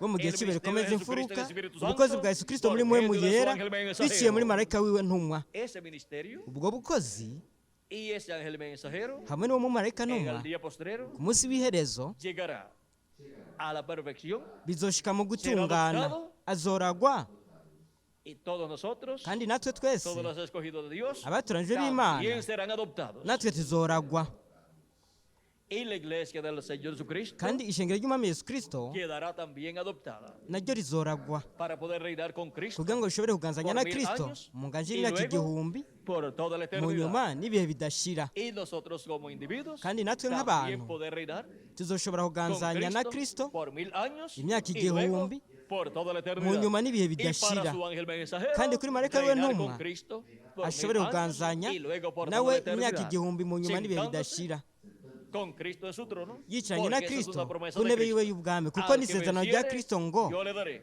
que se unesha siente conmigo en nzomuha mi trono, kwicarana nanje así como yo he ku ntebe vencido y me he y'ubwami sentado nk'uko con mi nanje Padre en su trono. nahawe kwicarana na Y la edad data de ku la ntebe piedra yiwe angular y'ubwami es la edad kandi en igihe cy'ibihe donde se rikomeza imfuruka obtendrá la gran victoria niho hazoboneka en el intsinzi amor divino, ikomeye mu rukundo porque es la rw'imana edad kuko ni del igihe amor divino. cy'urukundo Y no se puede rw'imana obtener otra victoria kandi sino nta intsinzi yoshobora kuboneka victoria uretse intsinzi el amor mu divino rukundo y rw'imana del amor divino, en donde todos aho twese seremos transformados. tuzohindurwa Para eso es nicyo gituma que la venida del Hijo del Hombre ukuza k'umwana con w'umuntu sus ángeles azananye n'abamarayika está biwe prometida para ser manifestada byasezeranye kugira en este día postrero. Antes byasezeranye kugaragara de ser kuno munsi adoptados, w'iherezo estaremos imbere viendo y'uko turagwa la venida del Hijo del tuzoba Hombre turiko turabona ukuza con sus k'umwana ángeles. w'umuntu azananye O sea, n'abamarayika con Moisés y biwe Elías. ni ukuvuga azananye na mose na eliya Ninguna persona nta muntu n'umwe puede estar yoshobora kuba ari en una edad mu o gihe etapa canke donde intambuko quiera ser adoptado. aho we yipfuriza kuragirwa O sea, toda persona que ni quiera ser ukuvuga buri muntu adoptado wese akeneye en kuragwa este día postrero kuri uno munsi w'iherezo tiene que estar ategerezwa kuba ari en la edad mu gihe correspondiente gihwanye a la adopción, que es n'ukuragwa la edad aricyo gihe de la piedra angular, cy'ibuye rikomeza donde imfuruka los ministerios aho ubukozi de Moisés y Elías, bwa que mose fueron na vistos eliya en el monte de la aribwo bwabonywe transfiguración, hariya ku musozi wo estarán guhindurwako manifestados buzoba en la bugaragariye iglesia del Señor Jesucristo, ishengero ry'umwami yesu en la kristo edad mu de la gihe piedra angular, cy'ibuye que es rikomeza la edad imfuruka aricyo del gihe tope de la cy'agasongero cúspide de la iglesia del Señor Jesucristo, cy'ishengero ry'umwami de yesu ese kristo monte de la adopción, cy'uwo de musozi wo ese monte guhindurirwako de la cy'uwo transfiguración musozi para la wo transformación guhindurirwako de los miembros kubwo del cuerpo guhindurwa místico de Cristo, kw'abagize umuribanga wa kristo en donde aho todos resplandeceremos twese tuzokayangana como el sol. nk'izuba Así dice nk'uko la escritura ivyanditswe bivuga que sucederá yuko con todos nosotros. bizoba kuri twebwe twese Estaremos resplandeciendo como el sol. tuzokayangana Como Cristo nk'izuba resplandeció como el nk'uko sol, yesu kristo yakayanganye Allí en nk'izuba el monte de la transfiguración, hariya ku musozi wo guhindurirwako todos twese resplandeceremos tuzokayangana como reyes nk'abami y sacerdotes ndetse n'abaherezi en el reino de Dios, mu nganji con un y'u- cuerpo mu bwami bw'imana glorificado, dufise un imibiri cuerpo ihoraho transformado. imibiri Cristo allí en yahinduwe el monte de la transfiguración kristo hariya ku musozi wo guhindurirwako se vistió de inmortalidad. yarambaye ukudafa Y nosotros nos kandi vestiremos natwe de tuzokwambara inmortalidad. Seremos ukudafa vestidos de tuzokwambara inmortalidad. ukudafa Y así kandi gutyo seremos adoptados tuzoragwa en el reino de Dios. mu bwami Es una bw'imana promesa iryo ni para isezerano todos nosotros. kuri twebwe Y twese así kandi gutyo será que lo que dice bizoba Jesucristo. nk'uko yesu kristo En San Mateo, yabivuze muri capítulo 13, matayo verso igice cya 43, 13 mirongo 43 hablando de sus escogidos representados en el ari byo trigo, byashushanyije mu bana dice, biwe ari baringana entonces los justos aho yavuze ati resplandecerán como buno el sol, abagororotsi en bazokwakaka el reino nk'izuba de su mu Padre. bwami bwa se resplandecerán como el sol, bazokayangana como nk'izuba Jesucristo resplandeció como el nk'uko sol yesu kristo en el monte yakayanganye de la nk'izuba transfiguración ku y musozi wo en diferentes guhindurirwako lugares mu bibanza del libro de bitandukanye Apocalipsis, mu como bitabo Apocalipsis capítulo byo 1, mu verso bitabo 15 al byahishuriwe 16, yohana y igice cya Apocalipsis mbere capítulo 10. ibyahishuriwe Yohana igice Verso cy'icumi 1 en adelante. umurongo wa mbere Y para el ukabandanya día postrero, kandi ku munsi todos w'iherezo nosotros twese estaremos resplandeciendo tuzokayangana también como el sol, porque nk'izuba estaremos viviendo kuko tuba turiko en un turaba nuevo día kuko dispensacional. turiko turaba No ku munsi estaremos mushasha viviendo w'ikiringo en el tiempo de la ntabwo noche, turiko turaba mu sino gihe en el cy'ijoro tiempo ariko de un nuevo día turiko turaba mu gihe cy'umunsi mushasha w'ikiringo ndetse n'umunsi mushasha w'ikimpumbi kandi en tuzoba la turiko cuarta turaba vigilia mu gihe cy'umuteramyi nuevo kigira día kano dispensacional. cy'umunsi y de ese nuevo día mushasha millennial. w'ikiringo Y estaremos ndetse resplandeciendo n'umunsi mushasha como w'ikimpumbi el sol. tuzoba O turiko sea, turakayangana como nk'izuba reyes ni y ukuvuga sacerdotes turi nk'abami en el reino ndetse de n'abaherezi mu bwami bwa yesu Ahora kirisito podemos ver rero turashobora kubona el motivo impamvu de esta obra maestra y'igikorwa que nyamukuru Cristo ha estado construyendo aricyo kirisito yagiye de arubaka en edad, uva mu gihe uja mu kindi obra maestra igikorwa que nyamukuru es su iglesia aricyo ari como isengero cuerpo ryiwe místico de creyentes nk'umubiri w'ibanga w'abizera y obra maestra hamwe n'igikorwa nyamukuru como individuos nk'abantu que son los miembros ari bo ari del cuerpo abagize místico umubiri de w'ibanga Jesucristo. wa yesu Ahora kirisito rero El orden para la adopción. nimwitegereze Todo urutonde lo que fue rwo visto en el monte de kuragwa la transfiguración nk'uko byabonye ku musozi wo guhindurirwa ko es lo que estará siendo visto niko bizoboneka en este día postrero kuri uno munsi para la w'iherezo adopción kubwo de kuragwa todos los hijos e hijas de Dios como kw'abana b'abahungu individuos n'abakobwa b'imana y para la nk'abantu adopción ndetse no de kubwo la kuragwa iglesia del Señor Jesucristo. kw'ishengero ry'umwami yesu kirisito Ven por qué es tan importante murabona igituma ari ingirakamaro kumenya de la venida del Hijo del Hombre ibanga con ryo sus kuza ángeles, k'umwana w'umuntu azananye n'abamarayika porque sus ángeles biwe son kuko los abamarayika ministerios de biwe Moisés y Elías, ni ubukozi bwa mose repitiéndose na eliya en el día postrero, bwisubiyemo en ku el munsi cuerpo w'iherezo místico de Cristo, mu muri ibanga wa para la kirisito adopción kubwo de kuragwa los hijos kw'abana e hijas de Dios. b'abahungu ¿De n'abakobwa qué le b'imana hablaba ni Moisés y iki Elías? mose na A eliya Jesucristo. bariko barabwira Al yesu Hijo de kirisito Dios. babwira umwana Que iba a ser w'imana adoptado allí, wari agiye kuragirwa hablaba ngaho bariko de bamubwira lo que haría ivyo yari agiye en gukora Jerusalén.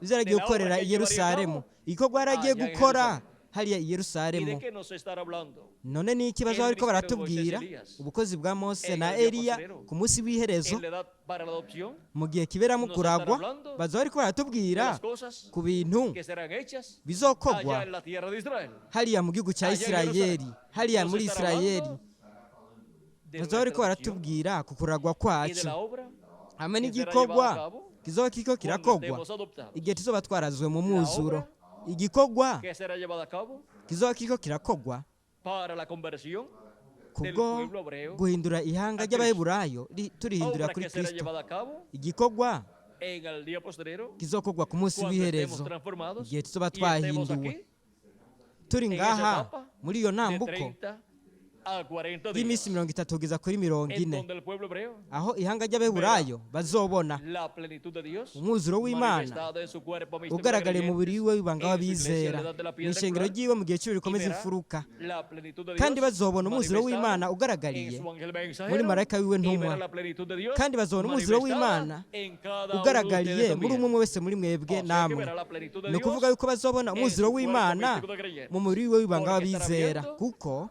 a los miembros del cuerpo baza místico de bariko barabona creyentes abagize mu mubiri w'ibanga wa kristo barazwe nk'abana b'abahungu n'abakobwa b'imana bafise imibiri y ihoraho espíritus teofánicos ndetse na mpwemu ya eternos teofaniya también ihoraho dentro del cuerpo físico. iri imbere mu mubiri eterno. ufadika Ahora uhoraho podemos ver rero turashobora que aquí en la kubona tierra ko ngaha ku isi estará un poderoso hazoba hariho ejército ingabo zikomeye adoptado, zarazwe que es mu la iglesia de mwuzuro Jesucristo ariryo ari ishengero en ry'umwami el yesu día kirisito postrero, ku munsi la cual w'iherezo ha entrado ariryo a la ryamaze etapa kwinjira o edad mu para ntambuko adopción, canke que es igihe la edad kiberamwo de la ukuragwa piedra angular. aricyo Para gihe estar kibe rikomeza escuchando imfuruka kugira ngo babe bariko barumva mose na eliya babe bariko barumva el mensaje ubutumwa de los dos olivos, bw'imyera el y'ibiri mensaje ubutumwa de Moisés y Elías bwa mose na por eliya medio del biciye ángel del Señor Jesucristo, muri marayika w'umwami yesu hablándonos kirisito todas estas cosas batubwira que ibintu deben suceder byose pronto bigiye kubaho vuba en este día postrero. kuri uno munsi Y por w'iherezo eso es ni nacyo gituma que el ángel de Jesucristo marayika w'umwami yesu en kirisito el día postrero ku munsi w'iherezo estaría hablándonos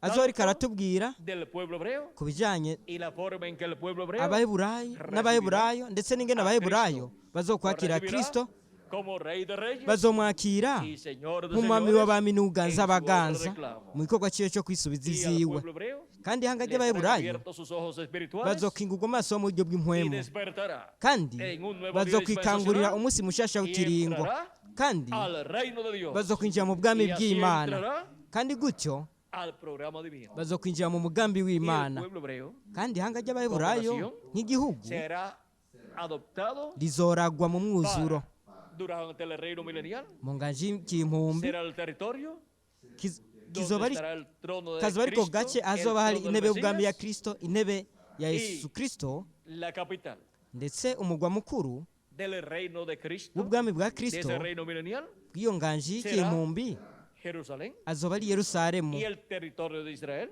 ndetse será agace el ka Distrito Federal. isirayeli kazoba intara y'umugwa Y- mukuru y el planeta Tierra completo kandi isi yose mu mwuzuro estará bajo el gobierno izoba de nuestro irongowe amado Señor Jesucristo. n'umwami wacu yesu kristo Porque kuko así como Cristo nk'uko reinará sobre el kristo pueblo hebreo, azoganza y su iglesia abaheburayo hamwe también con él, n'ishengero ry'iwe como naryo hijo rero del riri kumwe hombre, nawe e riri hijo de kumwe David, n'umwana w'umuntu umwana wa dawidi Cristo reinará Cristo sobre el planeta Tierra completo azoganza como isi hijo del yose. hombre nk'umwana w'umuntu y estará kandi manifestado hazoba hagaragaye en el día postrero, ku munsi w'iherezo obteniendo los derechos turi ko turonka de uburenganzira su herencia como hijo del hombre. aronka Como hijo del uburenganzira hombre, ku murage wiwe él nk'umwana es w'umuntu el kuko nk'umwana heredero w'umuntu a todo el planeta ni umuragwa Tierra, w'isi yose con todos sus habitantes hamwe n'abahaba y todas sus naciones. ndetse hamwe n'ibihugu Porque eso byose dice kuko en Apocalipsis ivyo biravugwa mu vyahishuwe yohana capítulo 11, igice cya vean cumi na ustedes rimwe en el capítulo nimurabe que se encuentra esto.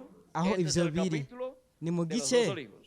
c'imyera y'ibiri Capítulo 11 y verso igice cya 15 en cumi na rimwe adelante. umurongo wa 15 Dice, kabandanya haravuga hati El séptimo ángel tocó la umumarayika w'indwi trompeta avuza inzamba y hubo grandes voces mu en ijuru el cielo hakurikira amajwi que arenga decían, los reinos ati del ubwami mundo han bw'isi venido a ser buhindutse ubw'umwami de wacu nuestro Señor n'ubwa kristo y de wiwe su Cristo. Y él kandi reinará azohora por los ahangamye siglos ibihe de los bitazoshira siglos. Los reinos del mundo ubwami bw'isi viene de ser de quién? buhinduka ubwande De nuestro Señor, buhinduka ubw'umwami y de wacu su Cristo, ndetse n'ubwa yesu de su kristo ungido. umusigwa wiwe Y reinará kandi azoganza por 1000 años imyaka Y luego, igihumbi mu por nyuma toda la eternidad. n'ibihe bidashira Ahora podemos ver rero turashobora que kubona como hijo del hombre, ko nk'umwana w'umuntu él es heredero ari umuragwa al planeta Tierra umubumbe con w'isi todos los reinos hamwe y con todos sus n'ubwami habitantes bwose ndetse y n'abahaba con todo lo bose que posee ndetse el planeta Tierra hamwe completo. n'ivy'isi yose ifise Porque Cristo es kuko kristo el segundo Adán. ni adamu wa kabiri Y el segundo Adán adamu wa kabiri recibe aronka lo que perdió ivyo el primer Adán. adamu wa mbere El segundo Adán adamu wa paga la kabiri deuda aliha de ideni restauración, ryo kugarurwa de redención que no pudo pagar. k'ubucunguzi ivyo adamu wa mbere atashoboye Ahora podemos kuriha rero turashobora Que kubona para el día posterior, yuko ku para munsi el w'iherezo séptimo milenio, mu gihumbi los c'indwi reinos de este mundo ubwami bw'iyisi pasarán a ser ko de nuestro buzohinduka Señor Jesucristo. ubw'umwami wacu yesu kristo Pasarán a ser de nuestro Señor buzohinduka ubw'umwami y de su wacu ungido. hamwe n'umusigwa wiwe y reinará kandi Cristo por 1000 años kristo azoganza imyaka sobre todas las igihumbi naciones. aganza Y luego ibihugu por toda la vyose eternidad. mu nyuma O n'ibihe sea, bidashira Que los reinos de este planeta ni Tierra ukuvuga yuko ubwami nunca bw'ino si más butazongera serán de los gentiles, sino butazongera de kuba nuestro ubw'abanyamahanga Señor ariko Jesucristo. buzoba Porque el reino de los ubw'umwami gentiles wacu yesu kristo será quitado. kuko ubwami Y será bw'abanyamahanga establecido buzoba el bwakuweho reino de Dios. himiswe Y el reino ubwami de Dios bw'imana es kandi para el ubwami milenio bw'imana y para ni ubwo toda mu la eternidad. gihumbi ndetse n'ibihe ¿Dónde bidashira dice eso la Escritura? none ivyanditswe ivyo bibivuga profeta hehe Daniel. bivugwa muri Contiene daniyeli Esto ivyo en el capítulo 7, biri mu gice c'indwi verso 17 al 18. umurongo wa 17 kugeza ku wa 18 Estas cuatro grandes haravuga bestias ati son cuatro reyes ati ivyo que se bikoko binini levantarán uko ari bine en la nibo tierra. bami bane bazokwaduka bazukurutse mu isi Pero munyihanganire después recibirán el reino los santos del Altísimo. ariko abera bisumba vyose bazohabwa ubwo bwami O sea, la iglesia del Señor ni ukuvuga Jesucristo yuko ishengero ry'umwami yesu kristo recibirá el reino rizoronka ubwami con Jesucristo riri kumwe na yesu kristo y el pueblo hebreo como nación ndetse n'ihanga ry'abaheburayo Tendrá nk'igihugu en medio de la nación hebrea mu gihugu cy'abaheburayo hazoba hari donde el Mesías intebe aho mesiya azoganziriza ihanga ry'abaheburayo ndetse n'ibihugu ese es byose el trono de David, iyo ni intebe y'ubwami ya del dawidi cual el arcángel Gabriel dijo ariyo umumarayika que le sería gaburiyeli dado mukuru gaburiyeli avuga al Mesías, yuko izohabwa al mesiya hijo que nacería. umwana ariko uzovukira de la Virgen María. mu nkumi mariya Ahora podemos ver rero que los santos, turashobora kubona yuko la abera iglesia del Señor Jesucristo, ishengero ry'umwami yesu con kirisito Jesucristo, bari kumwe na yesu kirisito recibirán el reino bazoronka y ubwami lo poseerán kandi buzoba ubwabo hasta el siglo, eternamente kugeza ibihe y para bidashira siempre. ndetse O sea que no lo n'ibihe soltarán. byose ni ukuvuga ko batazongera kuburekura Nadie más podrá ntibazongera tomar ese reino. kuburekura nta wundi muntu azosubira gufata ubwo bwami kuko Y isi con todas las n'abayibamwo naciones, por Jesucristo ndetse y su n'ibihugu iglesia, byose bizaba biza yesu kirisito hamwe n'ishengero ryiwe en medio y de medio del pueblo hebreo mu ihanga ry'abaheburayo saldrá este reino hazokomoka ubwo para bwami gobernar el planeta Tierra completo. kugira Desde ngo ahí se reinará. aganze mu bwami aganze isi yose Sión azoganziriza ari siyoni saldrá la palabra del Señor. isiyoni hazova ijambo De ry'umwami Jerusalén saldrá la ley i de Dios. yerusalemu hazoba ibyagezwe Para by'imana todas las naciones. ku mahanga yose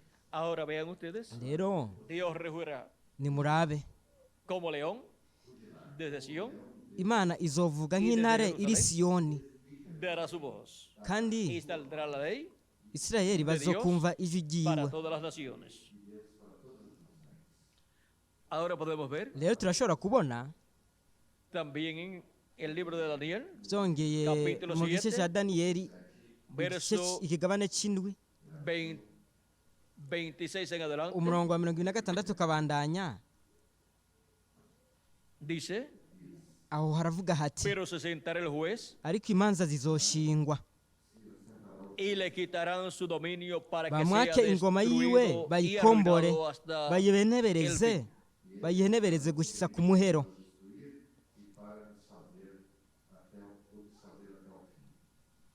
ahora. rero ¿Quién será destruido?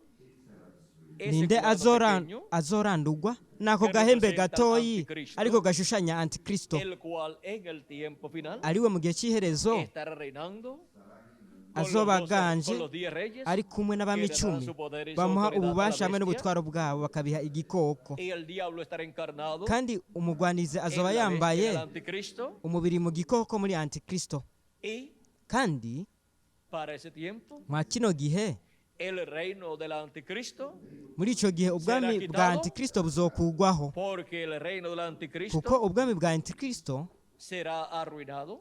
buzorimburwa El reino buzorandurwa del anticristo ubwami bwa antikristo tendrá graves problemas. buzogira ibibazo bikomeye Y dice, kandi haravuga hati pero se sentará el juez ariko imanza zizoshingwa y le quitarán su dominio bamwaka ingoma para yiwe que sea destruido bayikombore y arruinado hasta el fin. bayihenebereze gushyitsa Con los juicios ku divinos de la muhero gran tribulación, ibihano by'akababaro gakomeye el reino del anticristo ubwami bwa antikristo será destruido.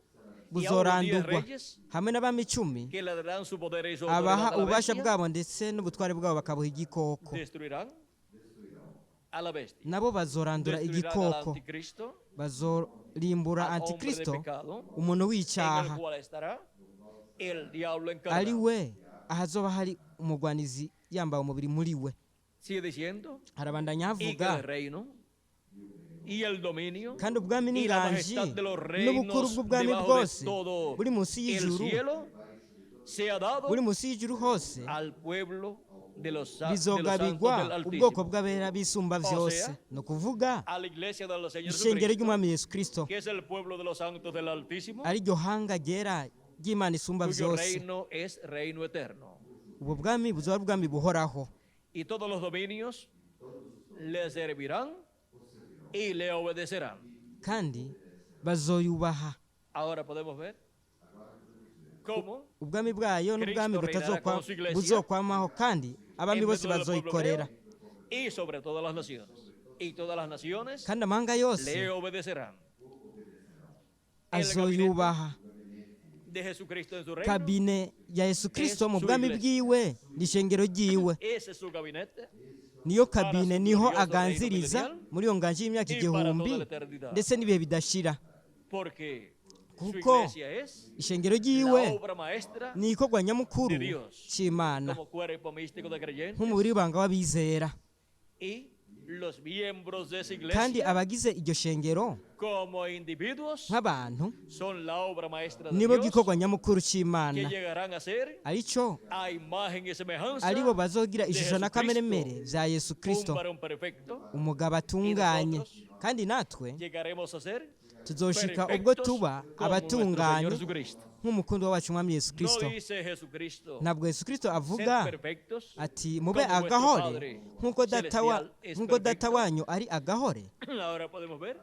Rero turashobora kubona yuko hariho uburyo bwo gushika ku gutungana, kandi turi mu nzira tugana ku gutungana mu mwuzure, kandi turi mu ntambuko canke igihe ubwo tuzoshika ubwo tuba abatunganye dufite ishusho na kameremere z'umukundo wacu Umwami Yesu Kristo.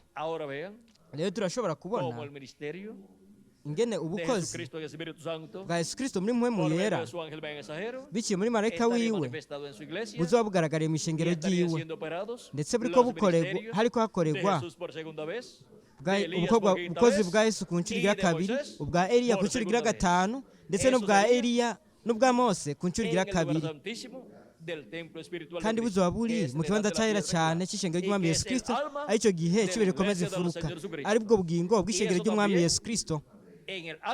Kandi ni mu bugingo bwa buri bwize umubiri w'ibanga wa Kristo, aho hazoba hari ubukozi bwa Yesu Kristo muri mpwemu yera bugaragaye biciye muri marayika wiwe ntumwa akorera azana ijambo bwaba mu kibanza cyahera cyane cyacu, aribwo bugingo bwacu. Rero murabona ubukozi bw'umwana w'umuntu, ubukozi bwa Yesu Kristo biciye muri marayika wiwe akora ubukozi bwa Yesu ku nshuro igira kabiri, ubwa Eliya ku nshuro igira gatanu, n'ubwa Mose ku nshuro igira gatanu, ndetse n'ubwa Mose ku nshuro igira kabiri. Murabona rero yuko ijambo atuzanira yuko ari iry'ubugingo bwa buri mwana w'Imana kugira ngo dushobore kuronka ukuragwa kw'abana b'abahungu n'abakobwa b'Imana,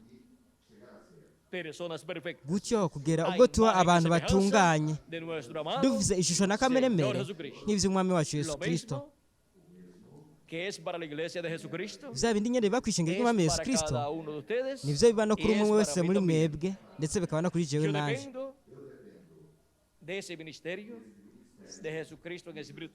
Vyose bishingiye ku bw'ubukozi bwa Yesu Kristo bwasezeranywe ku munsi w'iherezo, aho we azoba ariko aragaragaza ubukozi bwa Mose ku nshuro igira kabiri, n'ubukozi bwa Yesu ku nshuro igira kabiri, hamwe n'ubukozi bwa Eliya ku nshuro igira gatanu. Jewe nshingiye kubwo bukozi bwa Yesu Kristo, ubwo Yesu Kristo muri mpwemu yera azoba ariko aragaragaza, ndetse n'umwe wese muri mwebwe yishingikije kuri ubwo bukozi mu bugingo bw'umwe wese muri mwebwe, ndetse no mu bugingo bwanje. Aho niho hashingiye ubukozi bwa Yesu Kristo. Ubugingo bw'ishengero rya Yesu Kristo ni igihe cy'ibure rikomeza ifuruka, kuko impwemu ya Yesu Kristo y'ishengero ry'Umwami Yesu Kristo ni ibihendwi by'ishengero ari byo byamaze kurengana, ari byo byashushanijwe mu kibanza cy'ahera cy'ingoro ya Mose ndetse n'ingoro ya Salomo, kandi ni mu kibanza ndetse hashushanijwe n'ikibanza cy'ahera mu gihe cy'intumwa ndetse n'igihe cy'abamarayika n'umwandwi. Ivyo bihwanye n'impwemu y'ishengero, ariko ubu ubugingo bw'ishengero ivyo bihwanye n'igihe cy'ibure rikomeza ifuruka, aho Yesu Kristo ariko arakorera biciye mu bamarayika biwe mu bugingo bw'ishengero ry'Umwami Yesu Kristo, kubwo kuragwa kw'ishengero ry'Umwami Yesu Kristo. Kw'ishengero ry'Umwami Yesu Kristo kugira ngo riragwe nk'igikorwa gitunganye ndetse n'igikorwa nyamukuru, icyo yakomeje kuba ariko arakora kuva mu gihe kugeza mu gihe cy'iherezo. aho hasozerwa ishengero ry'umwami Yesu Kristo mu gihe cy'ibintu bikomeza imfuruka hamwe n'ubukozi bwa Yesu Kristo biciye muri marayika wiwe ntumwa. Hasozereshwa iki? Abami bambikwa igitsibo gikozwe mu ki? Mu bwami bw'abaroma bari bambikwa igitsibo gikozwe mu myelayo ibiri. Rero murabona yuko imyelayo ibiri mu gihe cy'ishengero ry'umwami Yesu Kristo rirambikwa igitsibo nk'ishengero rizongazanya na Kristo mu ngaji y'imyaka 1000 ndetse n'ibihe bidashira. Rero turashobora kubona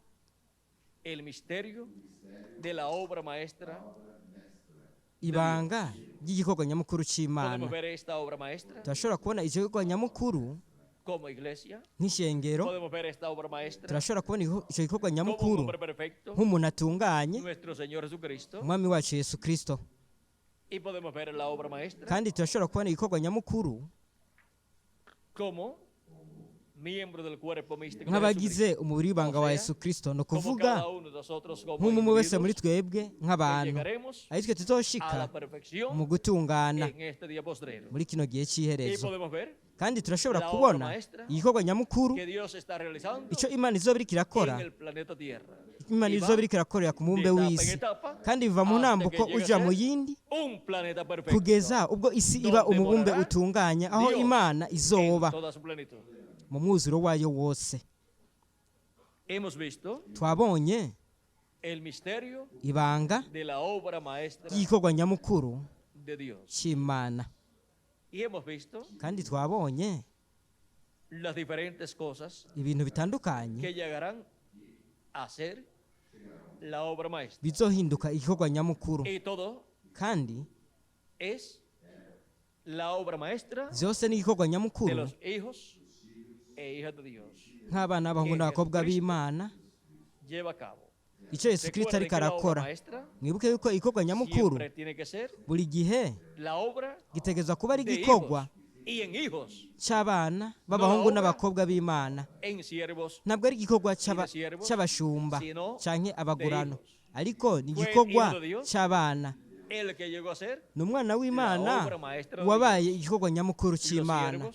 Abashumba, intumwa zo mu isezerano rya kera, ntabwo babaye igikorwa nyamukuru cy'Imana gusa, bashushanije igikorwa nyamukuru cy'Imana, kuko igikorwa nyamukuru cy'Imana gusa ishobora gukorwa biciye mu mwana w'Imana yarazwe, ni ukuvuga baba abana b'abahungu ndetse n'abakobwa b'Imana, kuko we ni itanguro ry'ibyaremwe. Yesu Kristo, murabona yuko hakorwa igikorwa nyamukuru cy'Imana.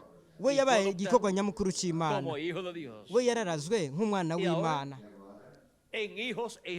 Rero mu bana b'abahungu n'abakobwa b'Imana igikorwa nyamukuru kirakogwa, kandi tuzoragwa mu bwami bw'Imana nk'abana b'abahungu n'abakobwa b'Imana, tuganzanye na Kristo mu nganje y'imyaka 1000 mu nyuma n'ibihe bidashira. Kandi ishengero ry'umwami Yesu Kristo nk'ishengero mukobwa ry'Imana, kuko n'umwana w'umukobwa w'Imana, kuko avyagwa na mpwemu w'Imana, ntabwo avyagwa biciye mu kurema k'umuntu canke avyawe n'umuntu, ariko avyagwa biciye mu kurema kw'Imana, biciye muri mpwemu w'Imana.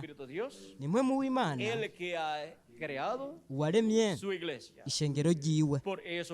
Nico gituma rero ari ishengero mukobwa ry'Imana, kandi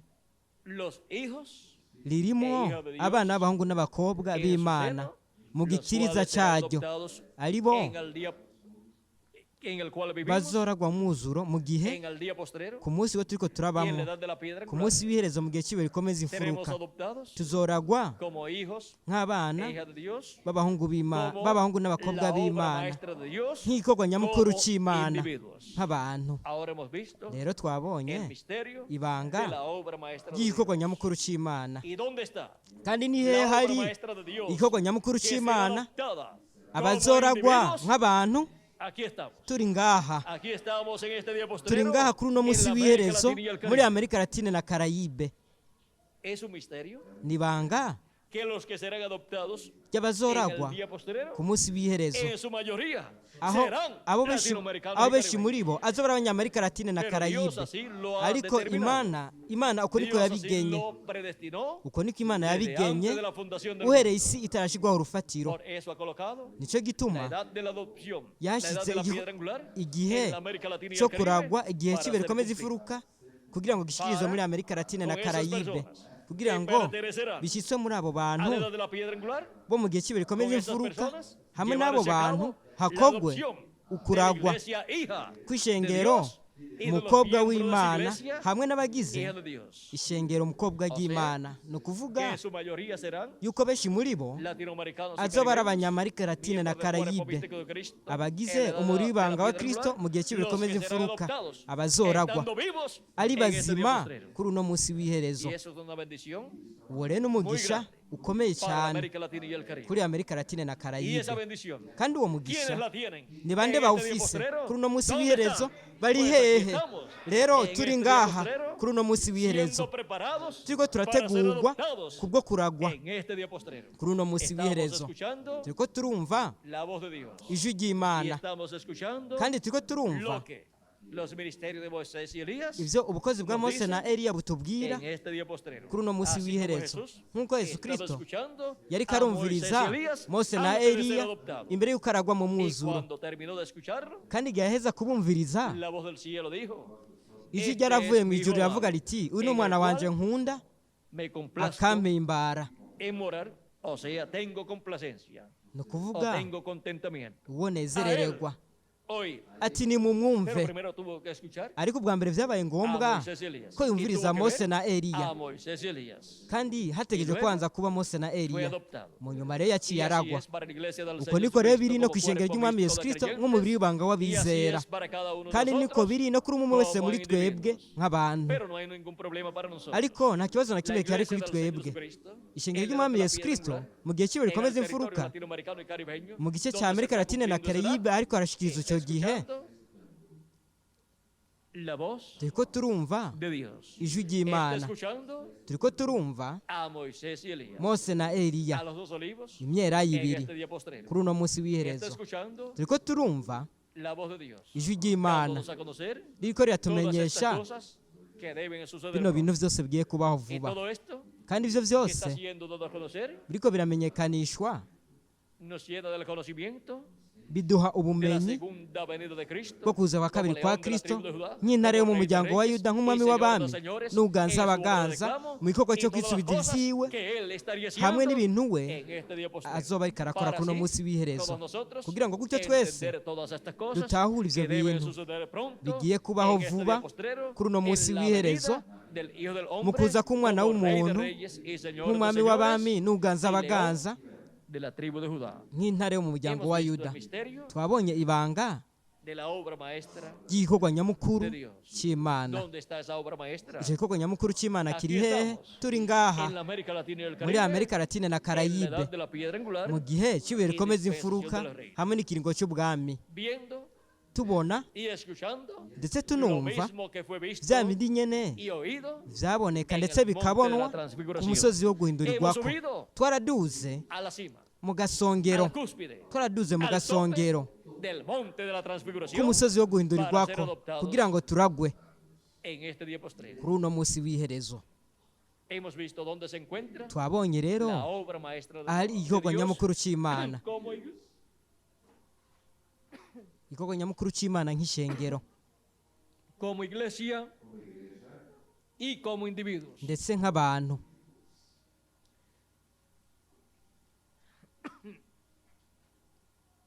Aunque tenga estos problemas, naho vise seré ibi bibazo adoptado. Y nzoragwa aunque ustedes tengan los problemas que tengan, ndetse nubwo será mwogira ibibazo adoptado nk'ibyo también. mufise namwe muzoragwa mu mwuzuro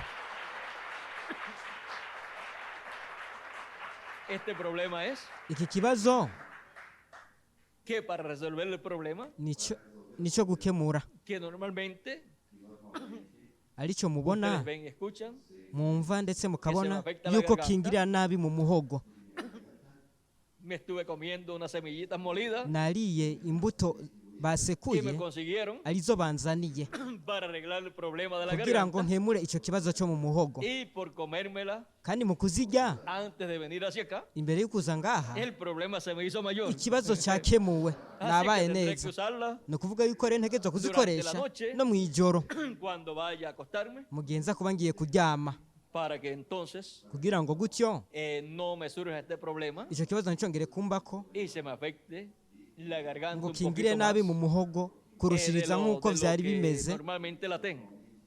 nk'uko byari bimeze ubwa mbere. Bueno, Ni byiza, aún con todos los problemas, hamwe n'ibibazo vamos byose a estar adoptados. tuzoragwa mwuzuro, Y estos problemas kandi ibyo bibazo son parecidos a los que tuvo un hombre. bisa Y porque n'ibyabaye tenía esos ku muntu problemas, umwe Dijo que yari enviara afite icyo kibazo. por Uwo muntu otro yaravuze ati ese wungika por uyu wundi, otro que hablaría bien.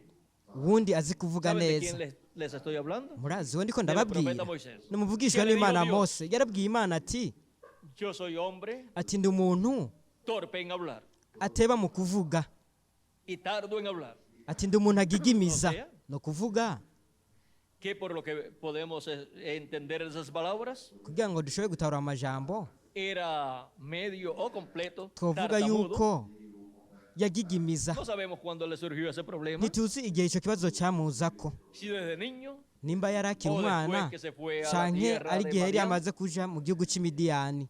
En 80 años, Ku myaka nka 80 muchos problemas le vienen a una persona.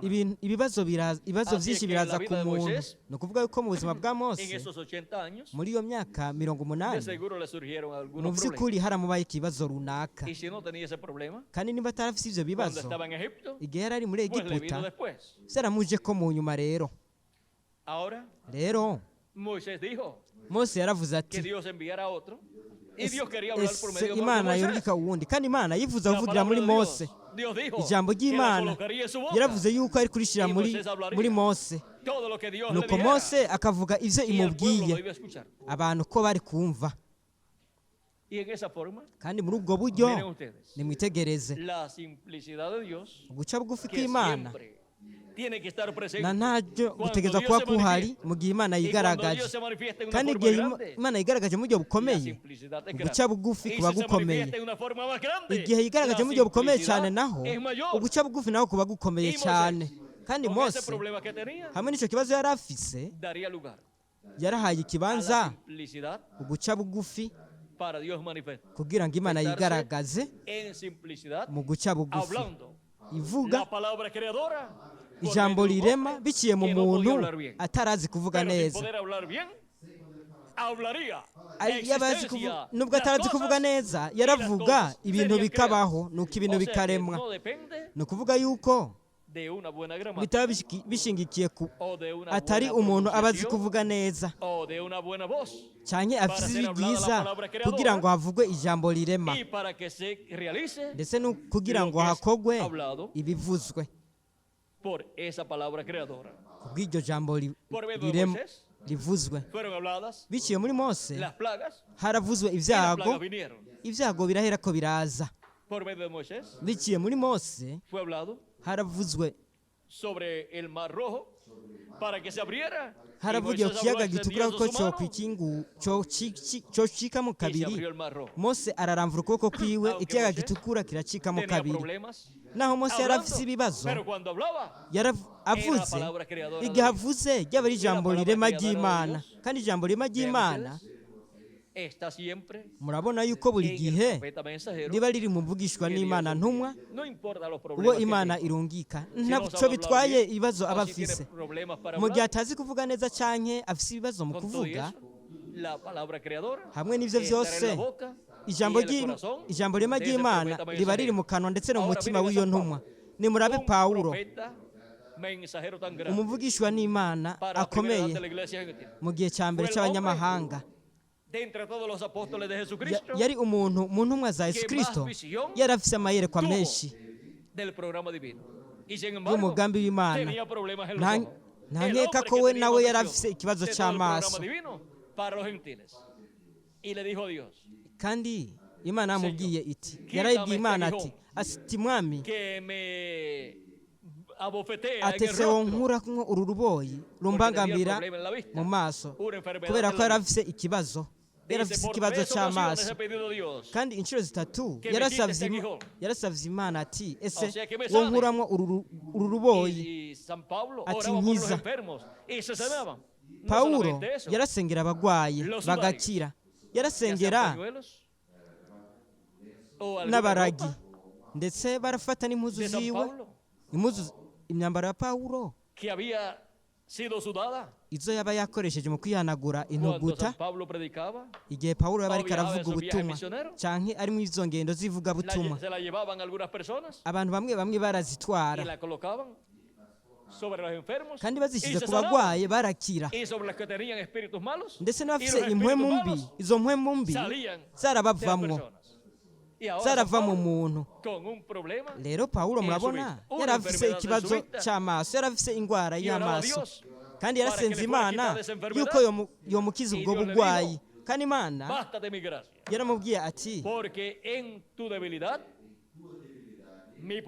ati ubuntu bwanje buraguhagije kuko ubushobozi bwanje buhingurwe mu ntege nke.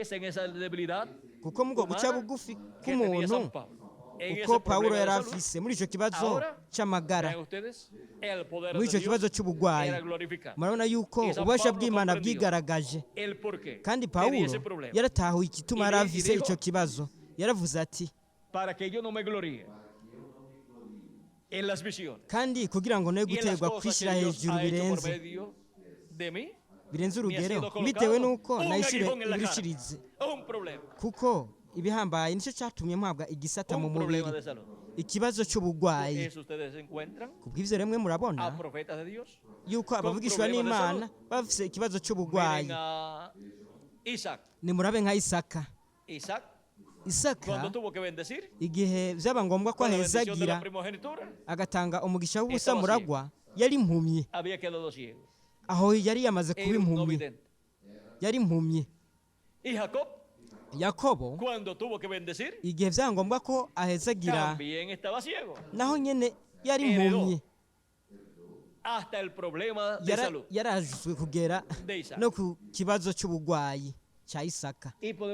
Kandi turashobora kubona ko abandi bantu b'Imana bagize ibibazo nabo nyene, ibibazo bitandukanye. Kubw'ivyo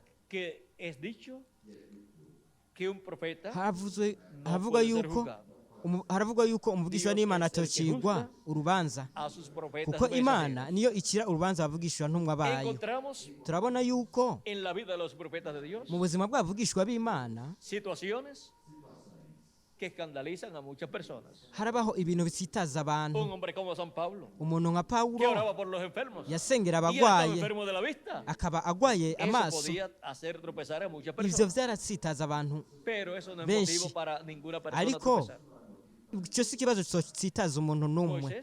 Mose nimurabe umuvugishwa akomeye w'Imana, nta nkeka yaragize amafuti atandukanye kugeza naho yica umuntu muri Egiputa. Nuko rero gutyo yaragiraniye ikibazo n'urukiko rwo muri Egiputa, ariko yari umuvugishwa n'Imana w'icyo kiringo. Yarafise n'ikibazo mu kuvuga, ariko Imana niyo yitaho ibibazo by'abavugishwa bayo. Kandi Imana irigaragaza mu guca bugufi biciye mu ntumwa zayo. Kandi igihe dushoboye kubona ibibazo nk'ivyo by'ubugwayi mu ntumwa z'Imana, ivyo bitwereka uguca bugufi kw'Imana. Nk'umuntu afise ibibazo mbega Imana ashobora kwigaragariza umuntu afise ikibazo cy'ubugwayi, ariko nimurabe nta muntu ashobora kubitahura, kuko abantu baravuga bati nimurabe, ati nimba bari intumwa y'Imana ni kubera ko ino afise ikibazo cy'ubugwayi. Nimurabe mwene data Branham yari afise ikibazo cy'ubugwayi, kandi nta nkeka yari umuvugishwa n'Imana wo mu gihe cy'indwi cy'ishengero ry'abanyamahanga, ndetse n'integuza y'ukuza kwa kabiri kwa Kristo. Ahora podemos ver rero turashobora kubona que en el problema de salud ko mu bibazo que tenía en su by'uburwayi estómago, que icyo cada yari 7 afise años, el año cy'umushishito séptimo, cyamuzako cada buri 7 myaka años indwi le venía un ataque buri myaka indwi de haramuzako salud, de ikibazo enfermedad cy'uburwayi en su estómago, kikaza mu mushishito wiwe mbega mwebwe murazi ikintu que kimwe después de tener inyuma por 7 ocasiones yuko akigize ku nshuro igira indwi durante 49 años, mu myaka 49 7 ocasiones en inshuro 7 indwi años, mu myaka y'imyaka indwi tuvo esos problemas. O yaragize sea, icyo kibazo no cada 7 kuvuga años, buri myaka el indwi año séptimo, mu mwaka le w'indwi venía ese problema. icyo kibazo cyaramuzako ikibazo Lo tenía cy'uburwayi allá adentro, yaragifise pero se imbere manifestaba ariko fuerte kigaragaza siempre gikomeye en el séptimo año, buri gihe mu mwaka cada 7 w'indwi años. muri buri myaka ndwi y cuando tuvo 7 ciclos, kandi igihe yagira ibihe ndwi luego se da cuenta mu nyuma yarere ko aramenya que ese problema ko icyo kibazo se le manifestaba cada 7 años. ko cyamwigaragaza ko Y buri ahora myaka viene a ser indwi tipo y figura rero ibyo del byabaye problema ishusho n'ingero de la iglesia y'ikibazo del cy'ishengero Señor ry'umwami Jesucristo, Yesu Kristo en cada edad muri de buri la gihe iglesia del Señor cy'ishengero Jesucristo. ry'umwami Yesu Kristo Porque los profetas de Dios, kuko abavugishwa b'Imana Dios se refleja. muri bo Imana Cristo irabigaragarizamo Y se refleja la iglesia Kristo del Señor Jesucristo. arahigaragaza Y se ndetse refleja n'ishengero ry'umwami Yesu Kristo la obra del Señor Jesucristo. harigaragariza igikorwa cy'umwami Yesu Kristo Y ahora, rero vean ustedes, murabona como cuando le tocó igihe enfermarse hagera yuko agwara en el otro año, mu yundi mwaka que sería ari wo wari kuba umwaka el año número umwaka ugira 8 umwaka ugira 8 de los años mu myaka que le venían esos aho icyo kibazo problemas. cyamuzako Ya tenía 56 años. aho de yari edad. afise imyaka 60 Y dice kandi yaravuze ati que estaba sorprendido y que sabía que Dios lo había sanado, yaratangaye nuko Porque ya Imana tenía yari igiye tiempo kumukiza kuko sin tener el problema yari de amaze salud. igihe adafise ikibazo Y el año que le cy'uburwayi tenía que venir el problema kandi de salud umwaka ubwo icyo kibazo cyategezwa no le kumuzako había llegado. nticyamuje ko Por lo tanto, kubw'ivyo estaba rero sano. yari yakize Miren la forma que Dios le reveló nimurabe uburyo Imana que yabimuhishuriye estaba sanado, ko yakize que Dios lo había sanado, yuko Imana Y después se da yamukijije cuenta. mu nyuma rero yaramenye que ya pronto se tiene que ir. ko vuba ategezwa kugenda Y entonces dice, rero yaravuze ati ahora que ya me voy, ubu rero ubwo ugiye kunjana tú me sanas. niho unkijije Y ahora rero que hemos llegado al tiempo en que la iglesia de twaramaze gushika mu gihe ubwo ishengero ry'umwami se Yesu Kristo va a ir en el rapto, rija mu izamurwa Jesucristo la ha sanado. Yesu Kristo La ararikiza ha sanado espiritualmente Yesu Kristo arakije mu buryo del bw'impwemu problema que le venía inyuma y'ikibazo en cada edad. cyarizako muri buri gihe ishengero ry'abanyamahanga rero Cómo twabonye ingene Dios obra Imana ikora y cómo cosas ndetse n'ingene que ibintu algunas veces rimwe no na las rimwe podemos comprender, tudashobora kubitahura ariko las entendemos. imbere Porque lo turabitahura que no entendemos kuko ahora, ibyo lo tudatahura ubu entenderemos después tuzobitahura Dijo hanyuma Kristo uko niko Kristo a San Pedro. yabwiye mutagatifu Y eso Petero kandi Para ibyo cada uno de ustedes también. niko biri no kuri Y umwe para wese mí muri también. twebwe ndetse no kuri Bueno, jewe nanje ni Miguel no se byiza levantó migere cuando ntiyahagurutse le dije que pasara hacia igihe acá namubwira ko yoza ngaha y tuve que estar unos minutitos rero más aquí byabaye ngombwa ko mara iyindi Pero minota vamos a pedir mikeyi que ngaha pase aquí ariko rero inge ndamusabe aze ngaha para que continúe y kugira finalice ngo nuestra abandanye parte ndetse esta noche, asozere igice cyacu muri rino ya que joro mañana kuko ejo tenemos que madrugar. dutegerezwa kuzindura Miren la vigilia que teníamos para ayer. nimurabe amakesha twagize ejo Se pasó para hoy, byabaye n'uno Sin munsi darnos cuenta. tutanabizi aunque ayer tuvimos vigilia también. nubwo ejo De twagize las 9 en amakesha igihe cy'umuteramyi comienza la kuva primera saa tatu vigilia. ukabandanya aho hari hatangwa Y igihe hemos estado cy'umuteramyi igihe tanto cya ayer mbere como hoy byabaye nk'uko en la byabaye primera ejo vigilia, mu gihe cy'umuteramyi de la cya noche. mbere cy'ijoro aunque espiritualmente estamos ¿dónde? naho mu buryo bw'impwemu En la buturi cuarta vigilia. Bueno, mu gihe cy'umuteramyi igira Miguel pasa kane por aquí. ni byiza migere naze Porque si ngaha kuko vamos ataje a seguir tubandanya y vamos a entrar kandi a la segunda vigilia de la noche. twokwinjira mu gice kigira kabiri cy'umuteramyi dejar kiba mu mejor ijoro ariko Para byiza la cuarta vigilia, ibisigaye tuzobivuga mu gihe cy'imiteraniro kigira kane, ni ukuvuga ejo mu gatondo. Ese Imana yohezagira kandi ikabarinda mwese, kandi mwese mugire ijoro ryiza. Hamwe natwe Miguel Bermudez Marine.